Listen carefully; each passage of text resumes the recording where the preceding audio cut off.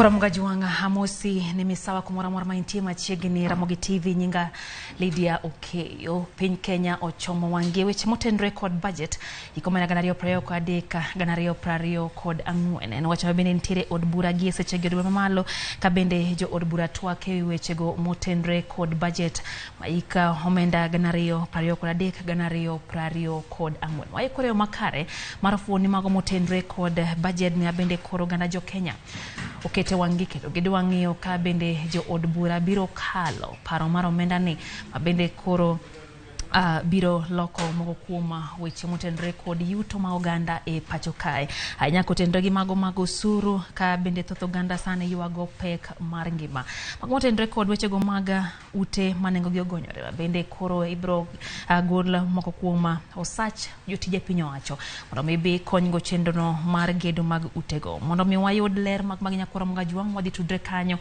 gi wendwa ariyo e studio odiochieng' ma kawuono ka bende wadhi gomba kanyo gi Dr. Otieno Panya Kennedy kachiel gi Samuel Okumu duto maginjelo nyochego mag uchumi kod omenda nyakora mga juang gi dhingeto wang bed gi ng'eyo makare kotendre gi magi motendre kod weche gi mag omenda nyakora mga juang kumano kete mana kera Ramogi TV nyalo miyo pachi lai marot machuok en kanyari adeka ocheno no ka bende wantiere mbui kanyo YouTube live bende nyalo miyo wa pachi e seche gi ka bende magi en thuolo ma bende ang'nwa yaw mondo winja pacho oganda mago magi wache od bura nyakora mga juang en Twak mabende pod winjo bedni dhi mbele ne gikao rusa mana matin kata kamano ka giduogo Twak ne bro dhi mbele ka bende pod gigoyo mbaka ewi moko kuoma weche gi motendore kod budget higa 2023 par ni en wach mose kao kinde ka bende oganda osebedo kane dwaro nyako pach jo Kenya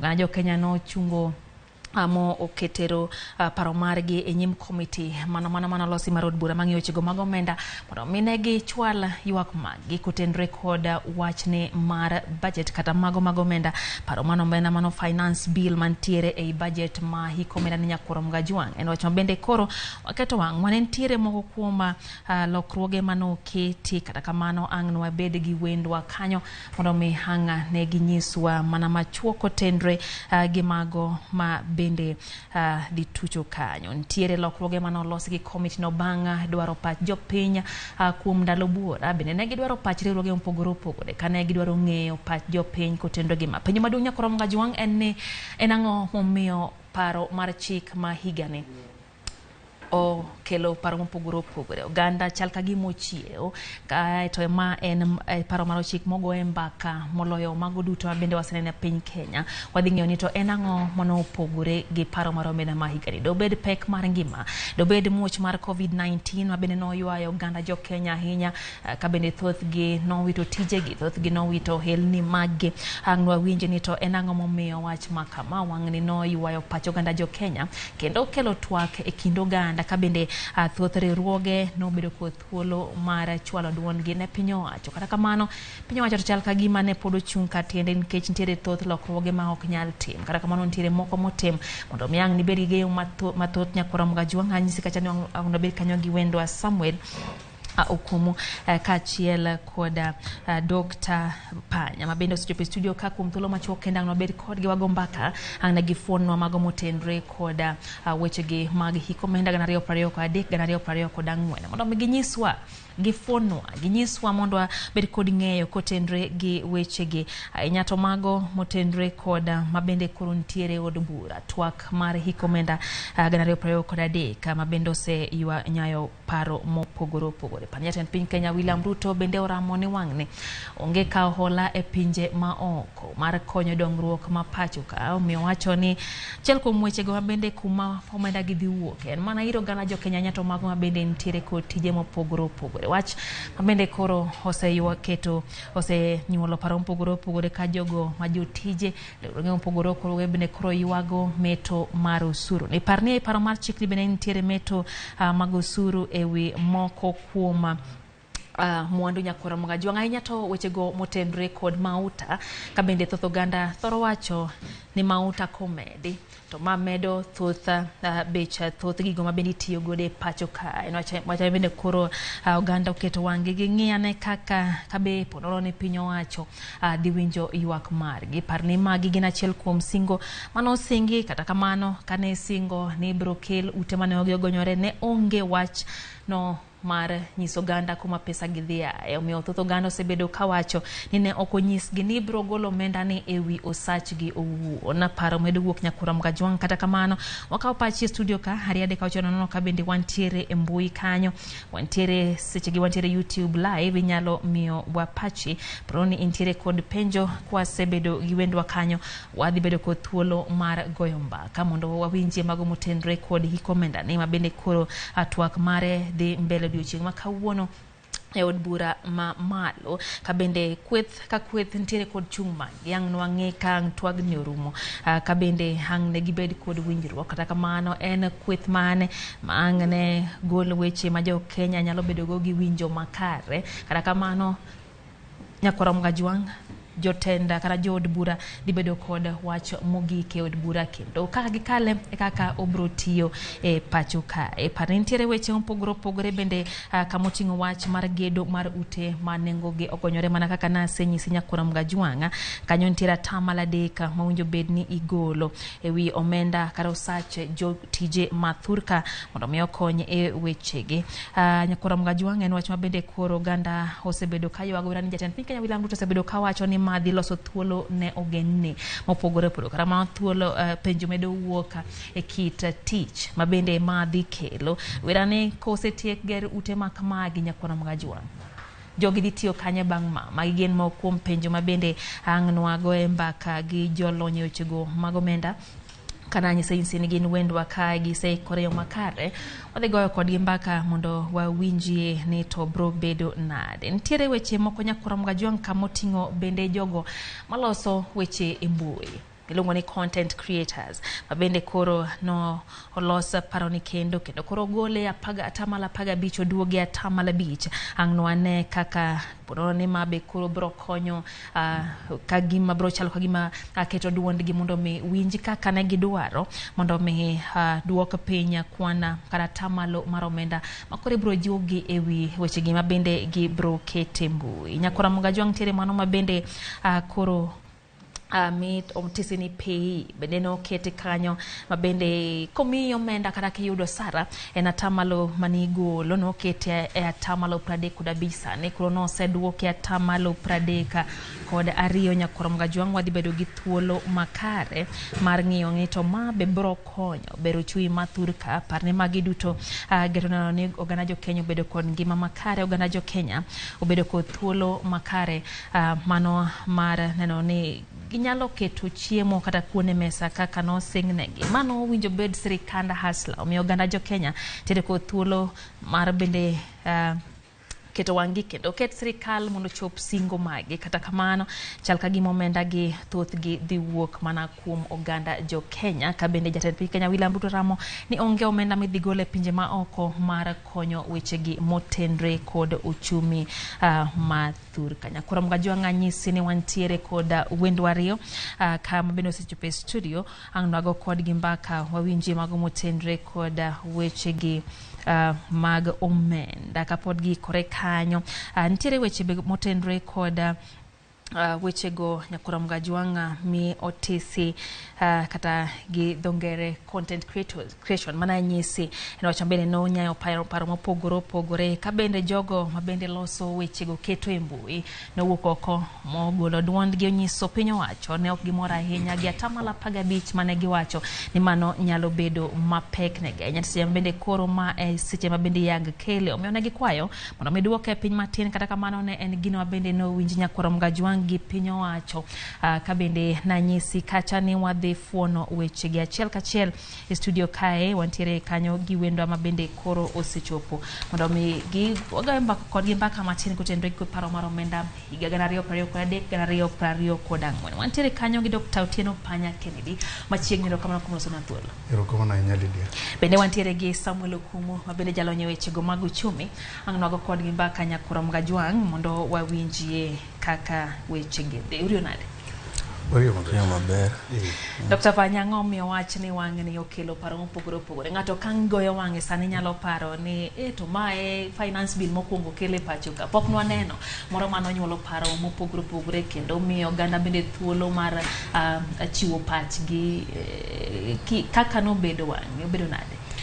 Erokamano ahinya Lydia. Gimotimore wang'ni anyalo wacho ni en gima ber. Finance bill wasebedogo nekech finance bill ka ema sirikal yudo kaka timo kod giloso go mpango gi kaka mar kaka gidwa spend revenue mar jopiny. Ma wang'ni obiro gi discussion nekech e constitution wan gi public participation. But finance bills osebedo ka bedo ga discussed. Pach jopiny osebedo ka chiwo pach jopiny in various forums. Maybe jomoko nyalo bedo ni present gi gazete, jomoko present gi whichever format ma gibedo presented. But this one wang'ni olisito kelo weche moko nikech kaluwore gi gik manie iye. Mamoko the approach ma karana minister mar finance osebedo ka kawo opogore gi ma wang'ni gi kawo. An mane momiyo gino kelo weche ma ji koro chako wuoyo kuomgi kamano. Ere pachi wach ne paro mnade ere gimomiyo wang'ni ji obedo kod thuolo kendo mar chwalo duonde ko ipimo kod higni mokalo pok waneno ka finance bill okelo paro kaka wang'ni okelo liet e pacho ka kamano. Adwa medo weche ariyo momiyo finance bill obedo a bit popular. Koro gima notimre en ni since constitution manwayudo 2013 no biro. There was that interest ni nyaka onagi onyisgi kaka gibed part of the participation. Koro gimose timre ntie ginene Public Finance Management Act ma Parliament no keto.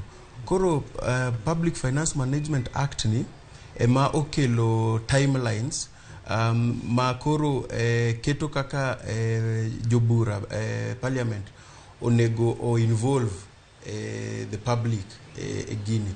Lakini gima notimre en ni Parliament no komi timeline ma tight in terms of kudwa ni igamar the government ochak July nyaka June mano nego bedni watch finance bill gi otiek by 30th June.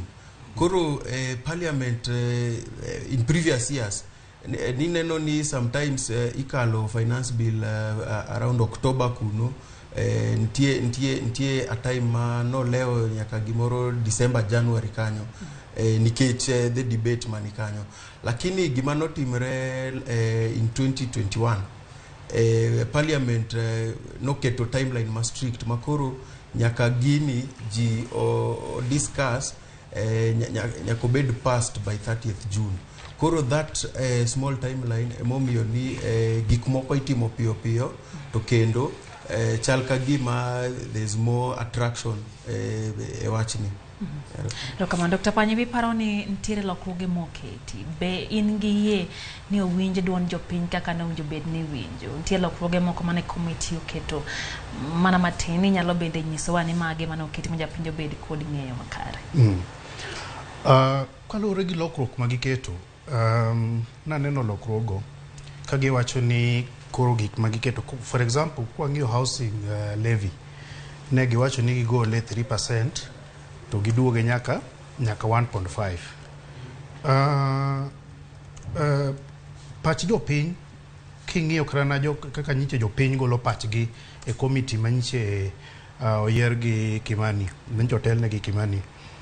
Jopiny ne, in fact, king'iyo kata na housing levy, for example, kwa chako gi housing levy, tiyudo ka problem mar housing levy noken kata na gero udi.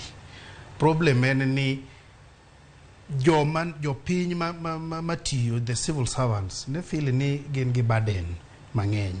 Ineno, koro burden cha, no gidwa ni kendo, their taxes, ochako ng'ad kendo, and yet, gin bende, gin gi programs, gin ti joma nigi mortgages, nitire jok ma bende osegedo. Koro, pach jatend piny nokodhiyo donjo gi pach jopiny, especially joma negi target, ni gidwa kawo pesa gi kuomgi. Koro, kiwacho ni golo, iduoko, the levy from 3% to 1.5. Ingini podo ki address problem manyiche chiowuoye cha. Kwa ng'iyo karana that levy mar VAT on petroleum, kanyo changes onge change mobet. So there were key things, and one of them ne housing levy ni to kendo ne gin nitie moro machielo mar VAT mar on petroleum ni.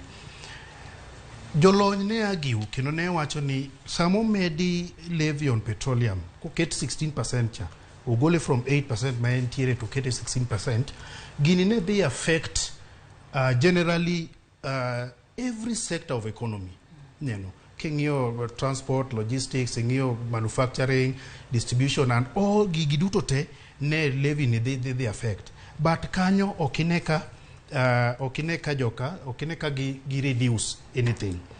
Kingio other things katakaka levy menche giketo on content creation. Joma produce content digitally kata na ilungo nango mbui ne feel ni gin joma pod tindo, and negative mono begin nacha this idea nekichi film industry marwa poko grow to an extent moro madiangi pim kata na gi pinje moko kata na kaka Nigeria gini kata na kaka in the US ineno mawane gi Hollywood and all this. Ko negi wacho ni yawa ma en an industry ma is just growing makoko wachako mondo miwanya mondo mwane kaka koro wachako ni wadwa keto taxes, wadwa chako levy gigi ne be discourage joma create content mbui. Koro magi achiel kuom gik ma yudo ka I think there's also other nini mar wawuoyo on the corporate tax turnover. Neno magigolo from I think gigolo from, is it 5? Yes. To 1%, something like that. Koro gigiduto te nitiere pach jo piny manyiche gi present mane gidwaro ni mondo mi owinji, and gi effect mane bende jo lony ne temo advice gini biro kelo, but kaluwore gi opinion na okaneka gi winjo pach jo piny. Okineka pach jo piny owinjo. Okaneka pach jo piny oket into consideration. Kamano. Dogirin bende gi penjo nogono iparo nade bende no ne pach jo piny owinji anya to bang' miyo gi thuolo mar chiwo pach gini luongo ni public participation. Be nitiere riwruoge mane bende no chwalo kwayo margi nyaka sechegi. Be winjo ni nitiere pach jo piny mowinji ka kotenre kod lokruoge mabende no tim gi committee no odiochieng' manyoro. Ero, na winjo chair mar finance committee mar parliament table the bill nyoro to gima no chako wacho gik ma the public onyisogi ma they decided to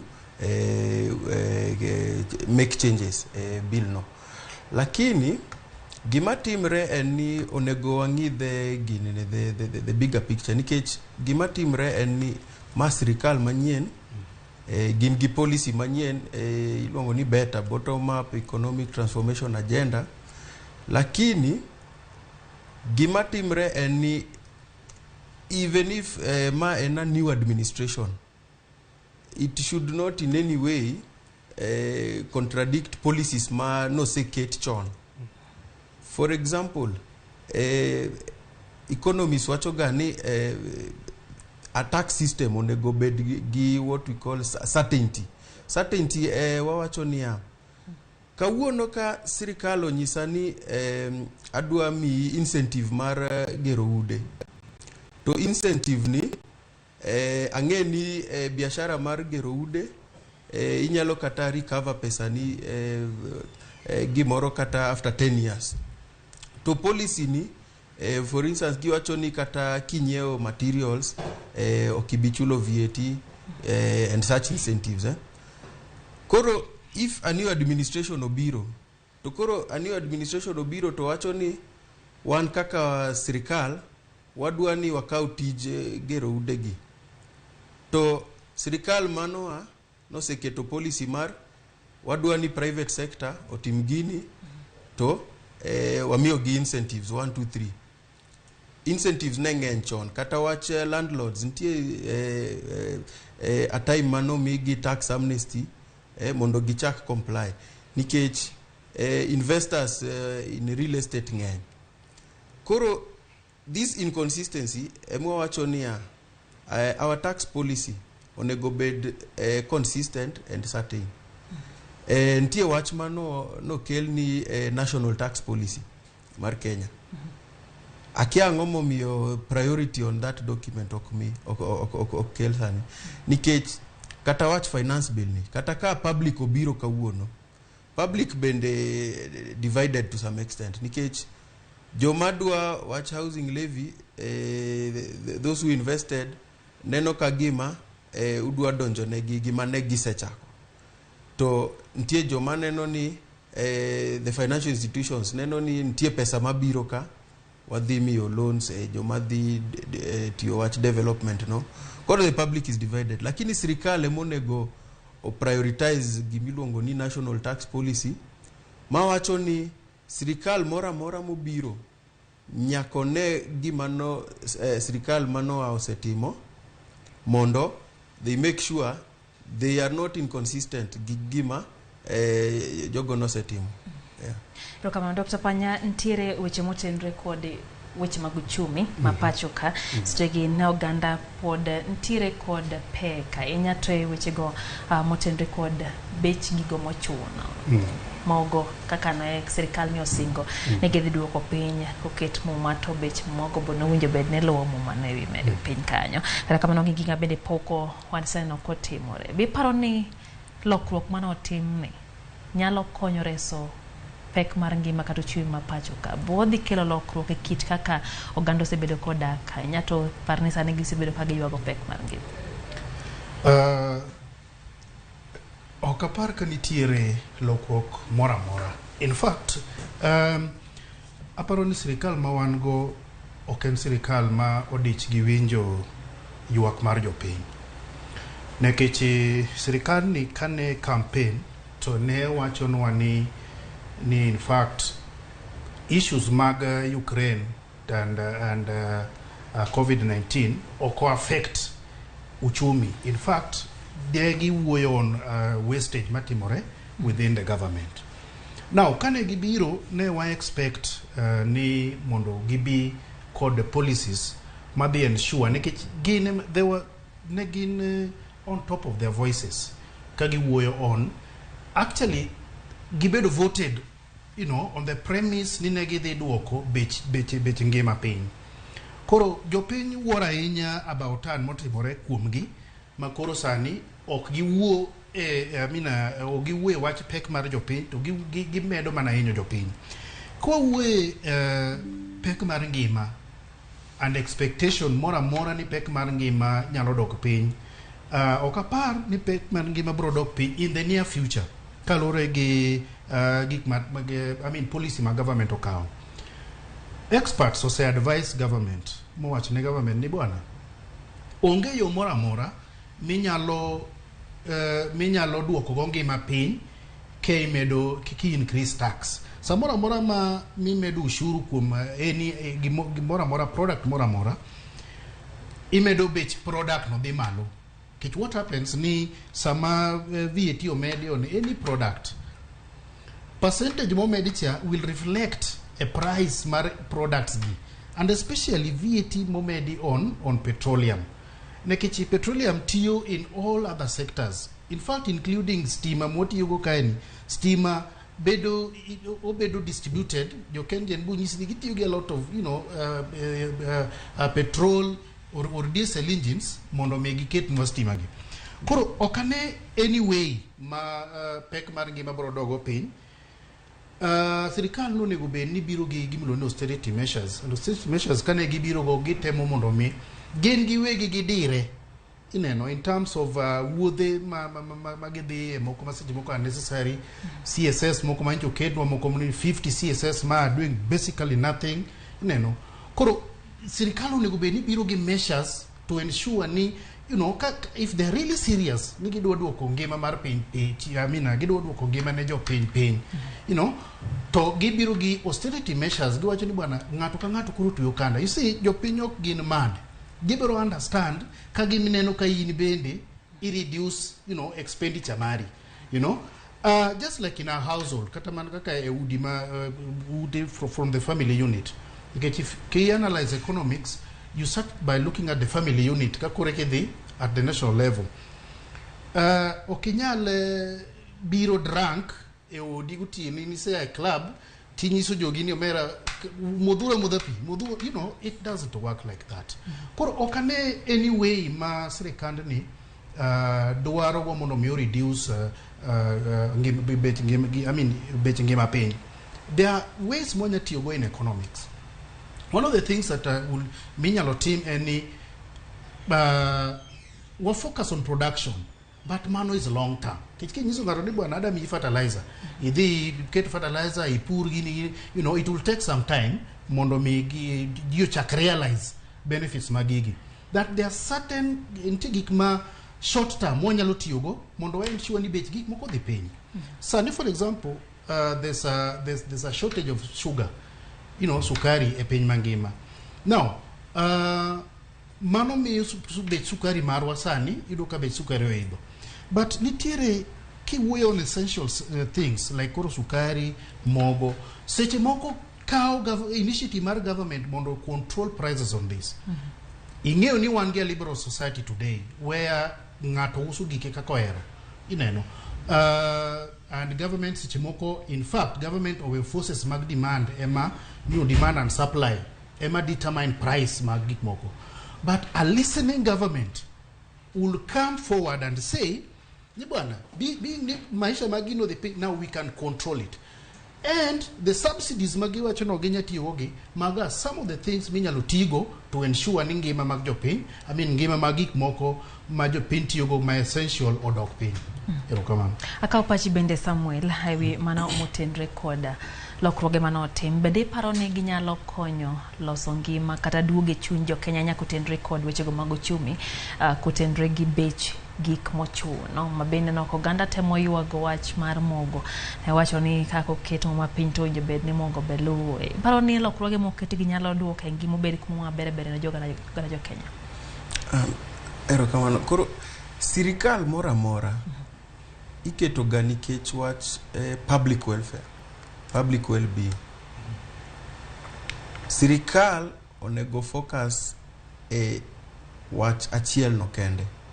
Makata koro ki neno finance bill mabiro to ntie diversions moko makoro sirikal wacho ni ma sirikal mar shareholders akiani president and board and the chair of the board akia board and cabinet magote ok make sense watch economics nikech gima timre en niya ki focus public welfare ibro neno ni the priority areas en gimo luongo ni public goods. Public goods en gik kaka wach hospital, wach sikul, kata wach kidonje wach ginene beche mak gik moko. Public goods are meant to facilitate kaka the public are operating. Nikech bech gik moko kose dhi malo, the public will not be comfortable. Makoro ntie wach moro ma president mane wacho ni wach subsidies gi wach incentives gi ni wacho ni wach subsidies doesn't make economic sense. But the world over, subsidies were introduced for the sake of enhancing public welfare, public well-being. Kamora mora ma ji tagre, it is duty mar sirkal neno kaka they are going to cure that. Makata neno time mar COVID, sirkal ma winjo ji to neno gimatimre, no kelo finance bill, ma nong'iyo kaka, for instance, the taxes, the rates no bedo reduced 30% to 25%, kata weche moko mag prices, the VAT no duok piny matin. Lakini sani sirikal onge maber. Na winjo last week chair mar budget committee jaod bura milongo ni Nyoro koro o accept ni gimatimre economy sani is a ripple effect ma the world over. Gimatimre Ukraine ema kelo teko mwaneno sani. So if they appreciate that, there are accepted economic practices kaka weche subsidies go ineno. Koro kata kiwacho ni unge ni bech fuel dhi malo, ang'o momiyo udwa keto ushuru no wach fuel? Sani nitie gik mang'eny mase somo finance bill ni maka jibu kong'eyo. For instance, kata wach mogo, gima notimre last year ne giwacho ni idwa kete zero rated for 6 months, bas idwoke they will consider if they dwoke 16% or something. Sani osegol koro ene 16%, okay, ene zero rated kendo. Koro kata wach bech mogo ni maji wacho ni they are subsidizing production idhi dwoke piny. But at the same time wangeni the 16% will be there. The same thing giwach fuel. Makoro ntie some misinformation mana winjo chair mar finance committee ne wacho bunge kawuono gokinyi. Makoro wacho ni kata kwa medo 8% ni twasegolo IDF gipunguza IDF giwacha RDL, Railway Development Levy. Gimo wuondo ji yani VAT Act owacho ni VAT will apply on all levies and even excise duties, all taxes. So VAT applies even on taxes. Koro 8% ni okonego wuond ji ni minus the 3% I'm reducing. It will apply even on those 8%, 3%. The entire 16% will apply on all other duties that are already there. Koro bech fuel will go up. Onge kako nyalo play with our minds. Koro Mgajuang mano kanyo gen pacha jolonye wechego mag uchumi kabende wamedo mana keti bed kod ng'eyo makare ko tendre kod wechegi mag finance bill kata hiko mena ganario pro kod adek ganario prario kod ang'wena nyisa kachani twagno sechako dhi mbele od bura negi kawo yo matin kata kamano giduogo wateri achiel kachiel nyaka od bura malo nyakoro Mgajuang kabende sechegi Kimani Ichung'wa jaod bura mano Wakikuyu bende makoro wuoyo kanyo waketi ito unjane gima dhi mbele parliament.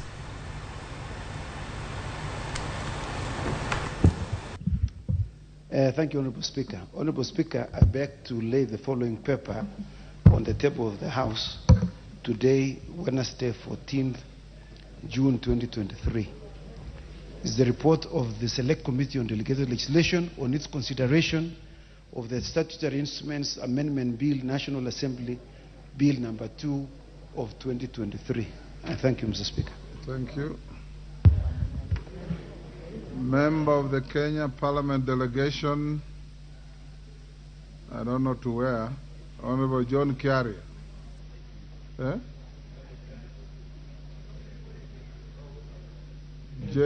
John Kiari? That must be IPU delegation. Thank you very much, Mr. Speaker, for this opportunity. And I rise, Mr. Speaker, to lay the following paper on the table of the House today, Wednesday, the 14th June, 2023. And the paper I'm laying, Mr. Speaker, is a report of the 146th Assembly of the Inter-Parliamentary Union, also known as the Parliament of Parliaments, the IPU, and related meetings that were held in Manama in the Kingdom of Bahrain from the 11th to the 15th of March 2023. Mr. Speaker, I do appreciate this opportunity, and with your magnanimity, Mr. Speaker, because this is the first time I was speaking on something substantive, I would beg you allow me 1 minute to just say thank you to all the members of Parliament who came in a very big way to support me when we were laying my dad to rest, and say a very special thank you to yourself, Mr. Speaker, all of Parliament, the Clerk of the National Assembly, the sergeants, and everyone who accompanied us as we were laying the great man to rest at home. I thank you, Mr. Speaker. Thank you, Kiaria. Next order. Order number 6, notices of motion. Honorable Kiaria.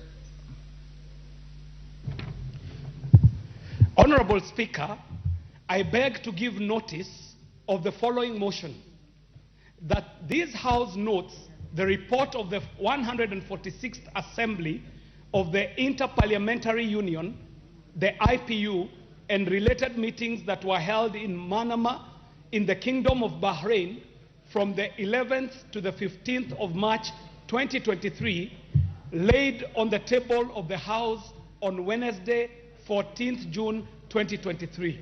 This is signed by myself. Thank you very much, Mr. Speaker. Thank you. Next order. Order number 7, questions and statements.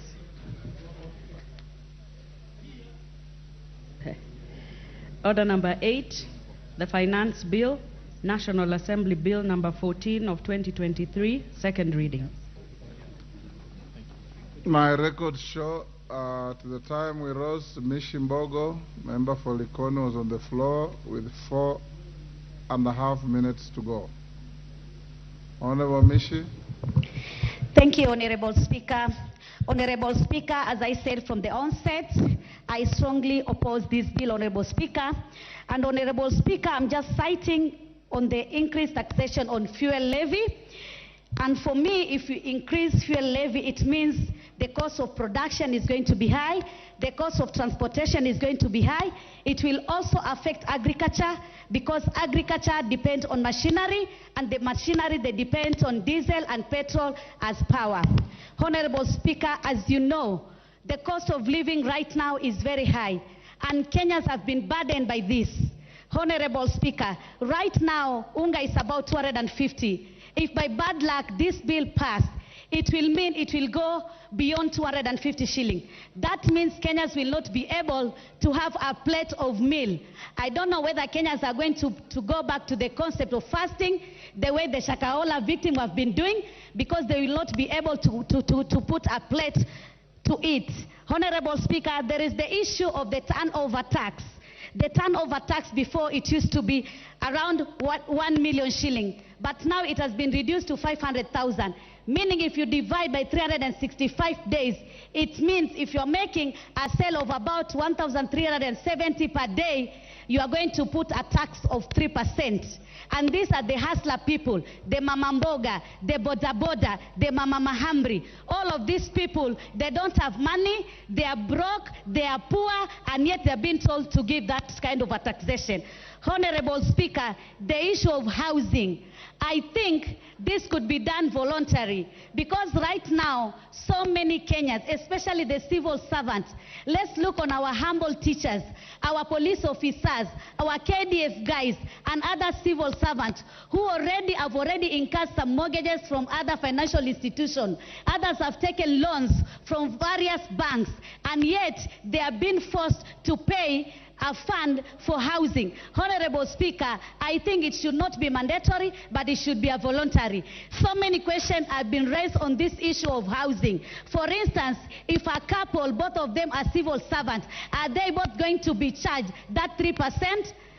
Is 2 houses a priority for them? Maybe they would need to have only 1 house. But then, because they are both civil servants, they are going to pay that taxation. Another question is, for somebody who has few years to retirement, maybe 5 or 10 years, if he pays that taxation for 5 and 10 years, what will happen? Is he going to get that house? If he's not going to get that house, where will that money go? Is he going to get that money back? Is he going to get an interest of that money? So there are so many questions which, as Kenyans, we need to have been thought about it even before putting on in this bill. Honorable Chair, there is a saying in Kiswahili which says, mtu hujikuna afikapo. I know we have put a big budget, but do we chew what we cannot swallow? Let us just go gradually, because Rome was not built in a day. I know there is a lot of wastages. There is a lot of corruption. If you only look on those loopholes, on the wastages and on the corruption, and also those vote heads, which they are not that priority. I don't say that they are not important, but maybe it's not a priority. Like today in the budget, there are some offices which have been allocated huge funds, a lot of money, big monies, and yet if you look on the function and the roles, it is not a priority. Our priority as a country is to reduce the cost of living for Kenyans. Honorable Speaker, I want also to talk about the increased tax on mobile money transfer. As you know right now, majority of Kenyans, I can say maybe over 70%, they depend on mobile money transfer. Even our parents in the rural setup where the banks are not there, we keep on sending money via mobile money transfer. And today, we are going to increase the taxation from 12 to 15%. That means you will pay more 3% to send money through mobile money M-Pesa. Honorable Speaker, there is also advanced tax on commercial vehicle. When you talk about commercial vehicle, you don't miss to talk about matatus, you don't miss to talk about lorries. We are using matatu. Is the fare not going to be high? It is going to be high. You want to maybe to transfer your materials, building material and something else using the lorries. Lorry is also part of the vehicles which you are talking about here. So it means it will be very expensive. Honorable Speaker, I want to urge my colleague to be objective leader, which I believe they are objective leader, and look at this bill and look at Kenyans. Because we don't say that we don't want to pay tax. Taxation is part. Mutunga. Yes, was a point of order. Kamket. Is it Kamket? What's your point of order? What's out of order? Mr. Speaker, I raise understanding order number 1. Mr. Speaker,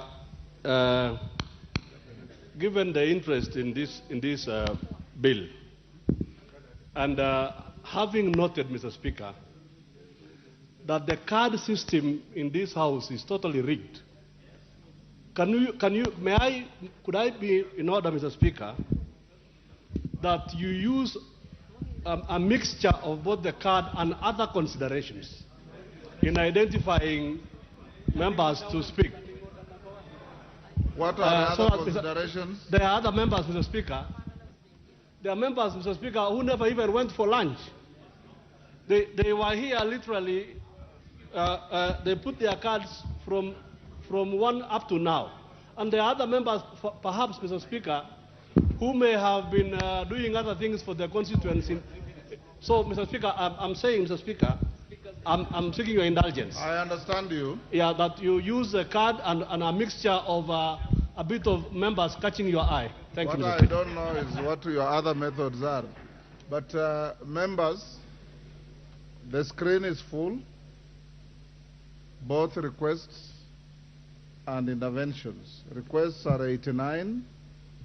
But on the screen, I can only see about 15, of course, because of the structure of the screen.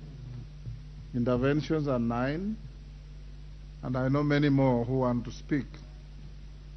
Listening to the tone of the debate is up to you as a House to decide whether you want to stick to 5 minutes or you want to cut a little less.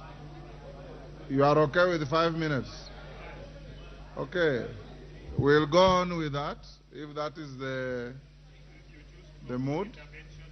What we will do is, you know, in a debate such as this, there are a lot of considerations. that we follow. We'll be as fair to everybody as we can. Remember that we are sitting up to 9 p.m. So by that time, I'm sure the majority of you will have had an opportunity to speak. Even if we are saying 5 minutes, if you came to prosecute only one point, when you finish it, you don't have to meander around on other issues that are not clear. Prosecute your point and then give room to somebody else. Mutunga and Sergeant, the chamber is too hot. Yeah, it's hot.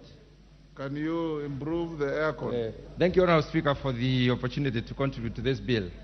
Honourable Speaker, as we speak to this particular bill, I seek for sobriety because the issues and matters in this bill are really important to this country. Honourable Speaker, yesterday we passed a report, clause by clause, the report on supplies, and we all did not have a problem. We all were happy at the end of the day.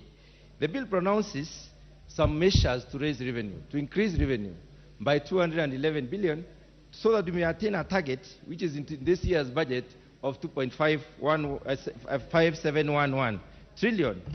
For what purpose are we raising this money?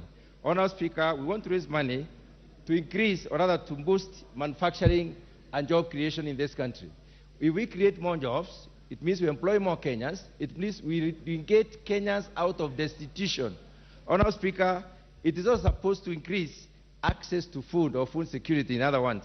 It's supposed to increase possibility to have universal health and also complete the stored projects. I am sure in every backyard there is a stored project, and these are the projects we would like to complete with this money.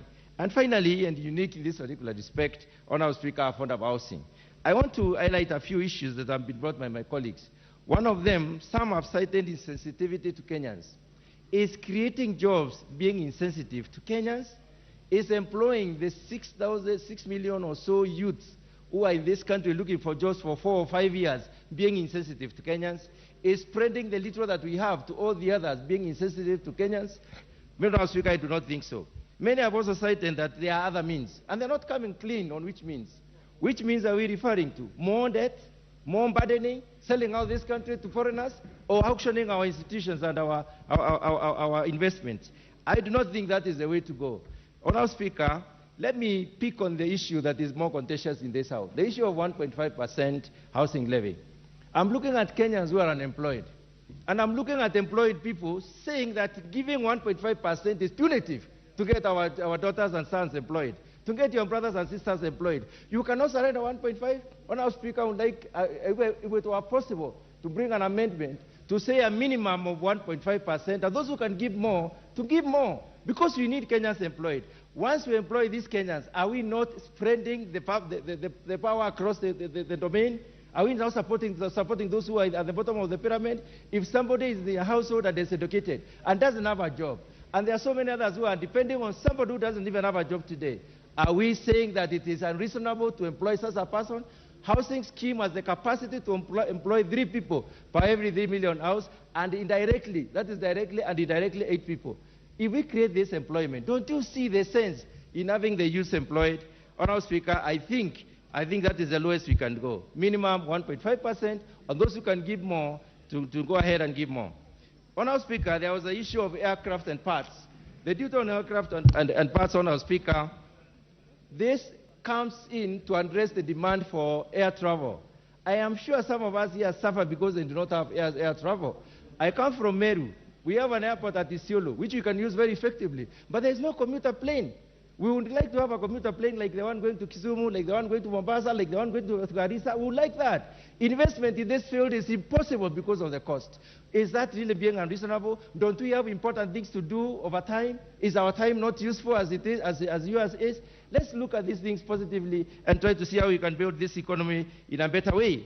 Honourable Speaker, there is the issue of investment in reducing cost when it comes to importation of materials. When you look at the bill, there are about 21 ways in which it is lifting the Kenyans out of the burden.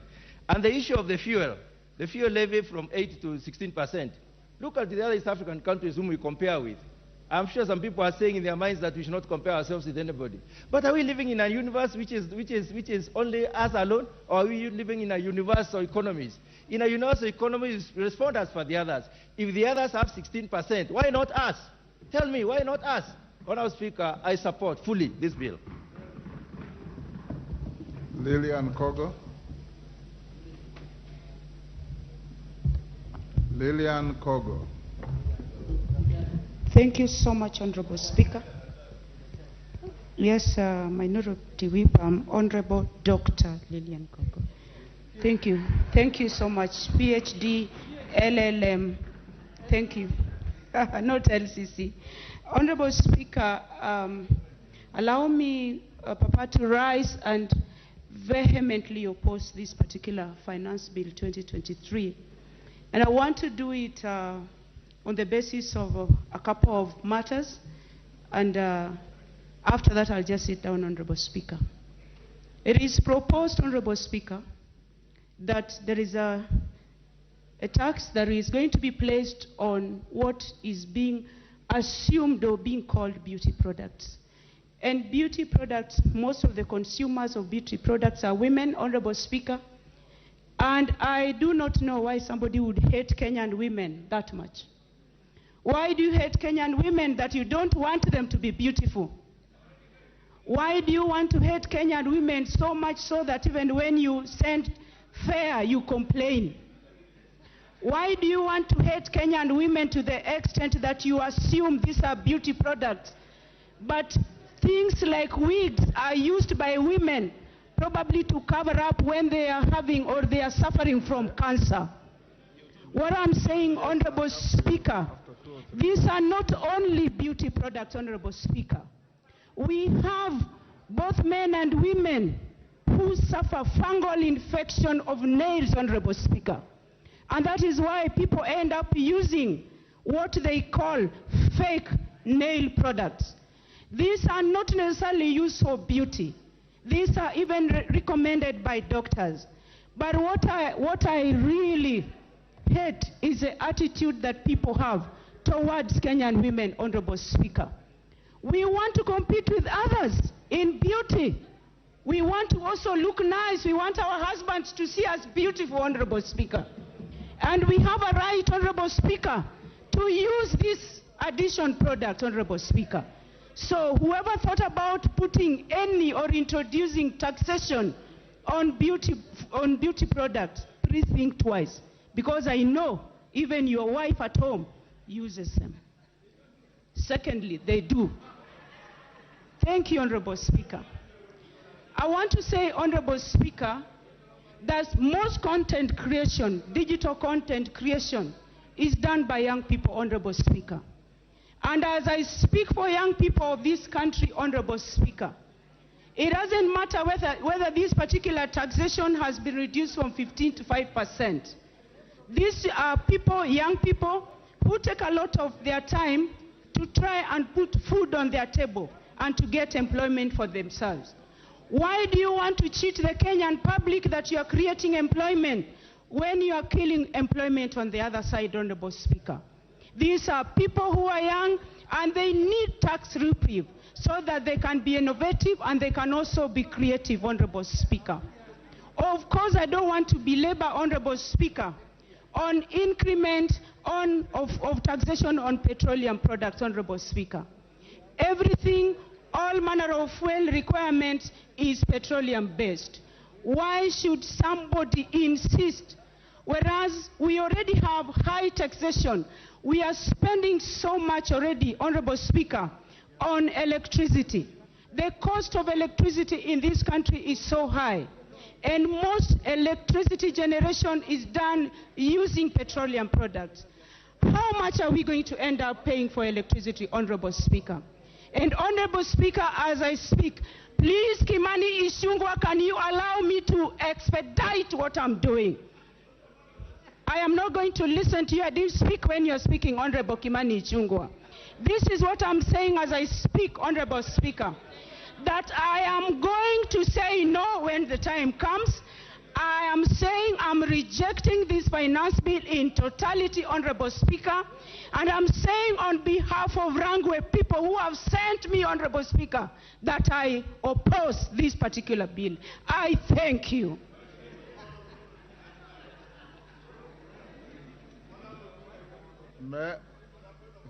Yes.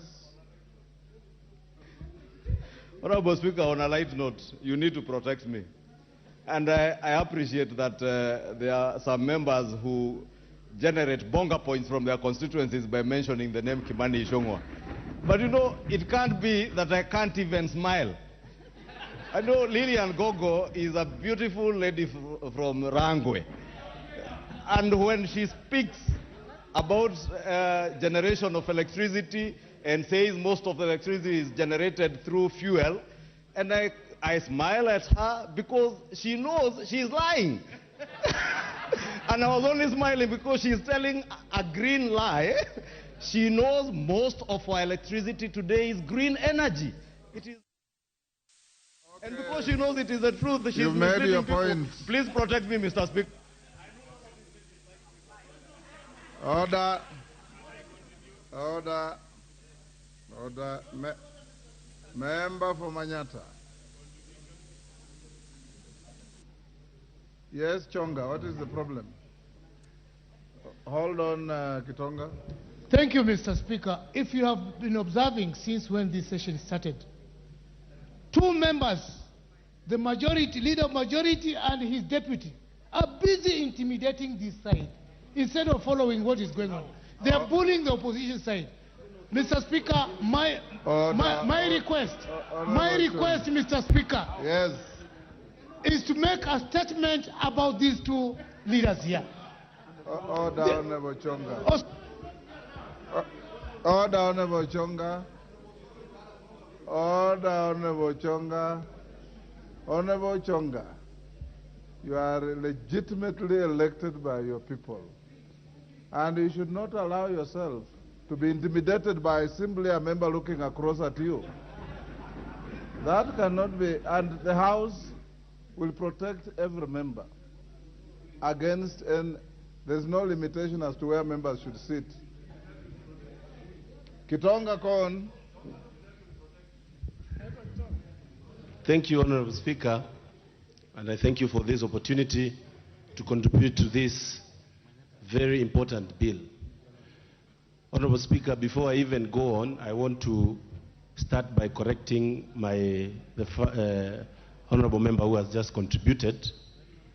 And I want to say, Honorable Speaker, that it's important when members are contributing to this, they should have at least gone through the bill. Honorable Speaker, if members turn to page 169, they will see that the clause that was taxing human hair and products, beauty products, has been deleted by the committee, Honorable Speaker. So I can assure the member that she will be beautiful and she will continue being beautiful. But we also insist on natural beauty, Honorable Speaker. But Honorable Speaker, there has been a talk so much about the hustler in this bill. And Honorable Speaker, it's important we demystify and know who are really looking out for the hustlers. Honorable Speaker, anybody who says that when we are talking of building houses, getting money that can be able to go down to our tribes, our construction of markets and everything, Honorable Speaker, is bad, that is a member that does not care about the hustlers. And Honorable Speaker, there are members who are opposing this bill, but what they want is to have youths that are desperate, that can be used for maandamano and to cause havoc in this country because they have no work or duties to do, Honorable Speaker. I would like to say that this bill, Honorable Speaker, the finance bill, is a bill that is all-rounded. And Honorable Speaker, because I have been thinking clearly on alternatives. And having looked at the people who have thought out this bill, I've seen they have looked at it awesomely. I would like to say that it is upon the executive, because it is true that we are tightening our belt. And I want to say this clearly, Honorable Speaker, that we will do our part and pass this bill in this House, Honorable Speaker. But at the same time, I would like to call upon His Excellency the President and his cabinet and anybody else, including this Parliament, to start looking at how we are spending the money for taxpayers. I would like to see a case where we have austerity measures so that while Kenyans are tightening their belt, while Kenyans are trying as much as possible, we get these monies, Honorable Speaker, but let us have as showing, not only doing but also showing that we understand the status of this country and we put austerity measures and close those loopholes where, Honorable Speaker, money get lost. I would like to say that, Honorable Speaker, I was happy yesterday when I saw the money that has been given to institutions that fight corruption. And Honorable Speaker, the only thing, and having spoken to many Kenyans, having spoken to my constituents, the challenge and their fear is how the government has been losing money through corruption. The assurance by His Excellency the President that monies collected will be used for the right reasons, without corruption. And I would like him to stamp his foot so hard that we don't have any coin getting lost through corruption, Honorable Speaker, because that will be very bad for anybody who has participated in passing this bill. Honorable Speaker, maybe, and moving forward, in another 1 year, the bill that is going to be read in this House will be for increase of salaries of teachers after we pay pending bills that have been accumulated for 5 years and 6 years, Honorable Speaker, during handshake government. Honorable Speaker, I support. Thank you. Doris Donya. I want to see if you live to your promise that you'll speak for 1 minute. Thank you, Mr. Speaker. I stand to oppose this motion, more especially from the side of betting. I don't understand why they had to lower the tax, bearing the fact that most people have committed suicide because they've lost their money. Wives, we can't sleep at night when our husbands are betting because they are waiting to win. So you can imagine the separation from love, having lowered the betting tax. On the other side, Mr. Speaker, every speaker who is supporting the motion is saying that we have a lot of public debt. What you are not telling us is what informed this public debt.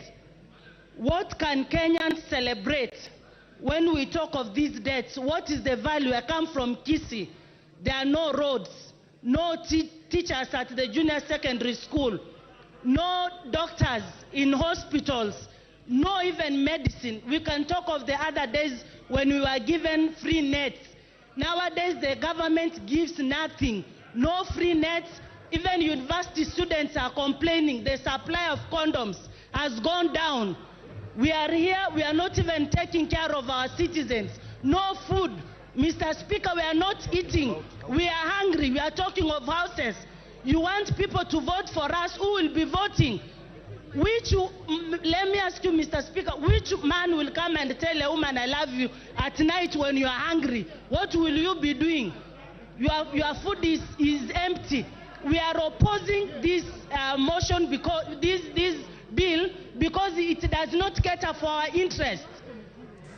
Mr. Speaker, the loopholes. Today I saw in one of the TV stations, one police officer makes 15,000 shillings in 2 hours from bribes. How much is that in a day? We should look on ways on how to seal the loopholes not on ways to take from Kenyans what's duly theirs. I stand firm from Kisii County. The people of Kisii County whom I represent have told me the bill is not good.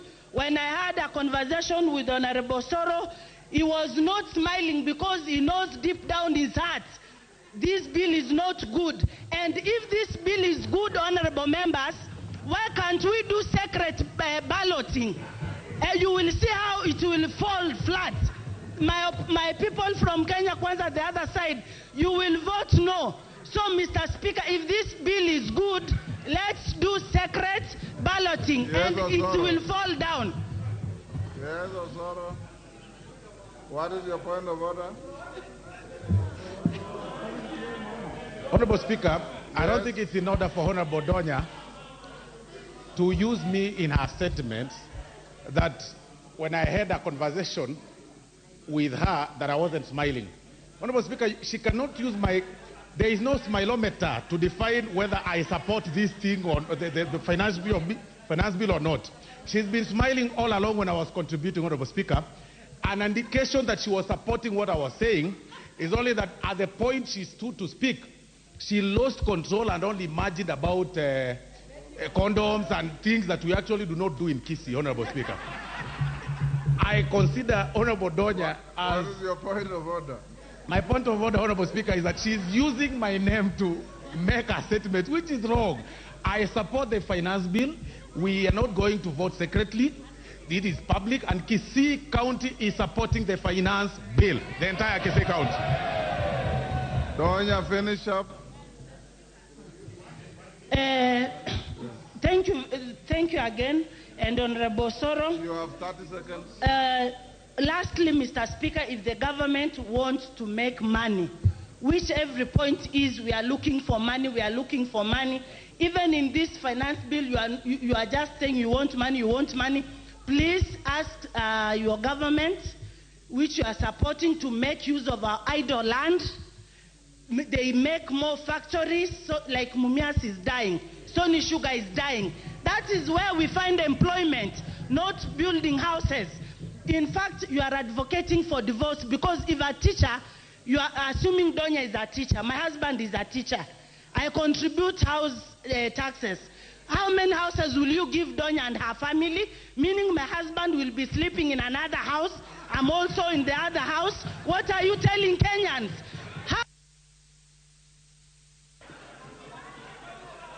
Thank you. Thank you, Honorable Donya. Owen Bayer.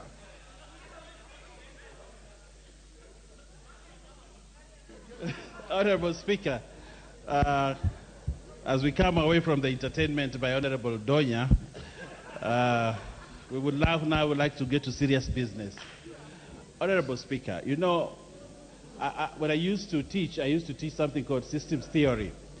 When you are looking at systems theory, you needed to look at the input and the output. Honorable Donya, what is order and buyer? Point of order. How can he say entertainment? You are making my electorate think I'm a comedian, Honorable Bayer. What are you saying? You have to withdraw, not entertainment. Carry on, Honorable Bayer. Thank you very much.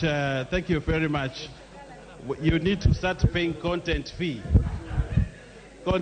for your new job. Honorable Speaker, I'm talking about systems theory. And when you're talking about the systems theory, you look at the input and the output. But at the end of the day, Honorable Speaker, the bigger picture, the whole system is very important. As we split hairs discussing the finance bill and the issues that go into it, we need to look at the big picture. The big picture is this country requires revenue. The revenue that is required is needed so that we move this country forward. What are we looking at? We are looking at 300 billion shillings. Where is this 300 billion shillings going in this finance bill? Honorable Speaker, if I come from the coast, and I come from the coast, I wouldn't oppose the finance bill because the Blue Economy and Fisheries Department, for the first time, to grow the fisheries industry in the coast, is getting 1.8 billion to ensure our fishermen have nets, our industry in the fisher industry has resources. Again, the shipping and maritime affairs industry has 24.88 billion, money that is meant to grow the maritime industry at the coast. Again, in this budget, for which this finance bill is going to finance, has 2.2 billion for buying land from absentee landlords. Honorable Speaker, if you come from the coast and you oppose this finance bill, the finance bill which is going to finance all these beautiful, good things that the President wants to do for the coast region, who are you fighting for? That is the question that I ask. Who are you fighting for?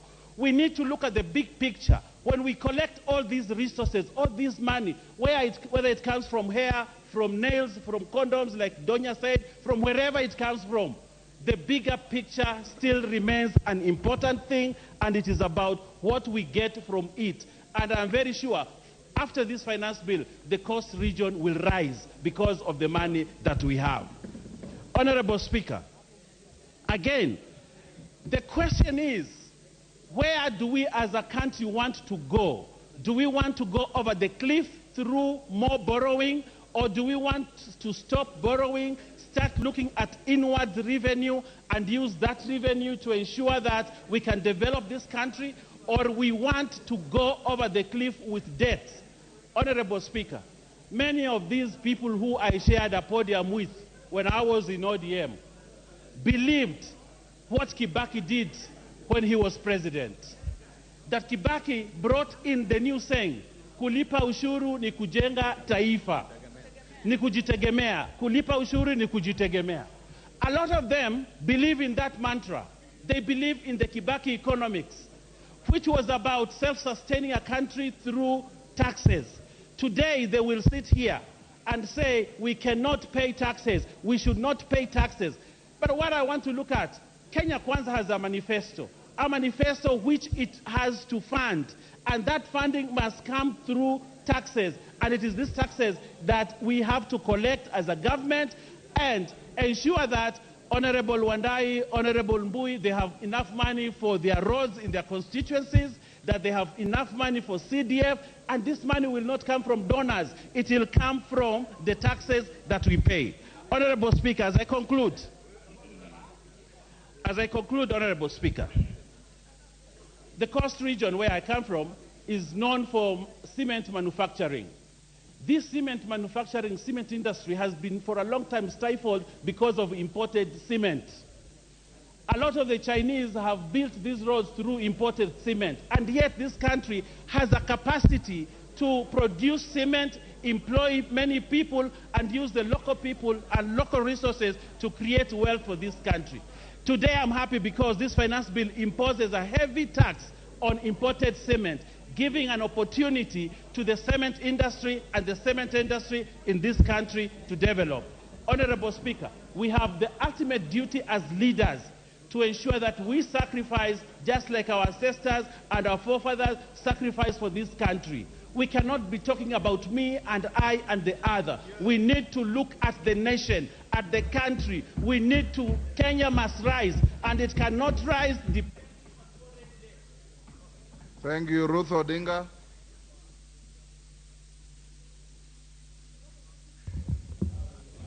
Thank you very much, Mr. Speaker. I'd like to oppose the financial bill. Mine would be to start by saying that there's no Kenyan who does not want to pay tax. And we are not here to say we are opposing this financial bill because we don't want to pay tax. I think every Kenyan is paying tax and has been paying tax. Probably they are only complaining that the tax that they've been paying, they do not know what it does that benefits them as such. And that now that they're not even satisfied with the one they've been paying, they're now being made to pay more than what they've already been paying. And I think that should be stated clearly, because it's important that we are not misled by the KK brothers of ours here to say that we are saying people should not pay tax. That is not the case. I would like to start off with the fuel levy. For me, I thought that one of the reasons that the fuel levy was actually reduced from the 16% to the 8% was during the COVID times, when the country was going through a very terrible time and there was a revamp in a slump in our economy. And after that, we are now in a period that we are stating that the economy is now back to normal. I don't think so. I don't know why the Kenya Kwanza team have decided to agree. The government is saying that now we are back to paying 16% from 8%. Yet the economy is worse. People are suffering more. Most businesses are still closed since COVID. What has happened that has informed us to now state that the fuel levy should go from 8 to 16%? I think that was too much of a drastic change. We all know that the fuel levy is going to affect the whole of the economy, especially Kenya being an agricultural economy.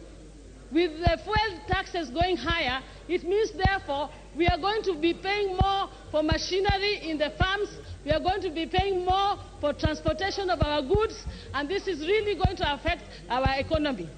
On top of that, we are saying that the VAT should be put on export goods.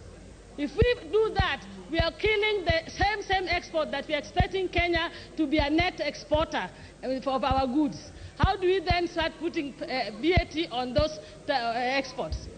Number two, I would like to talk about the reason why why the women of Kenya started Mama Mboga. The Mama Mboga movement of us, where we are now having women doing table banking.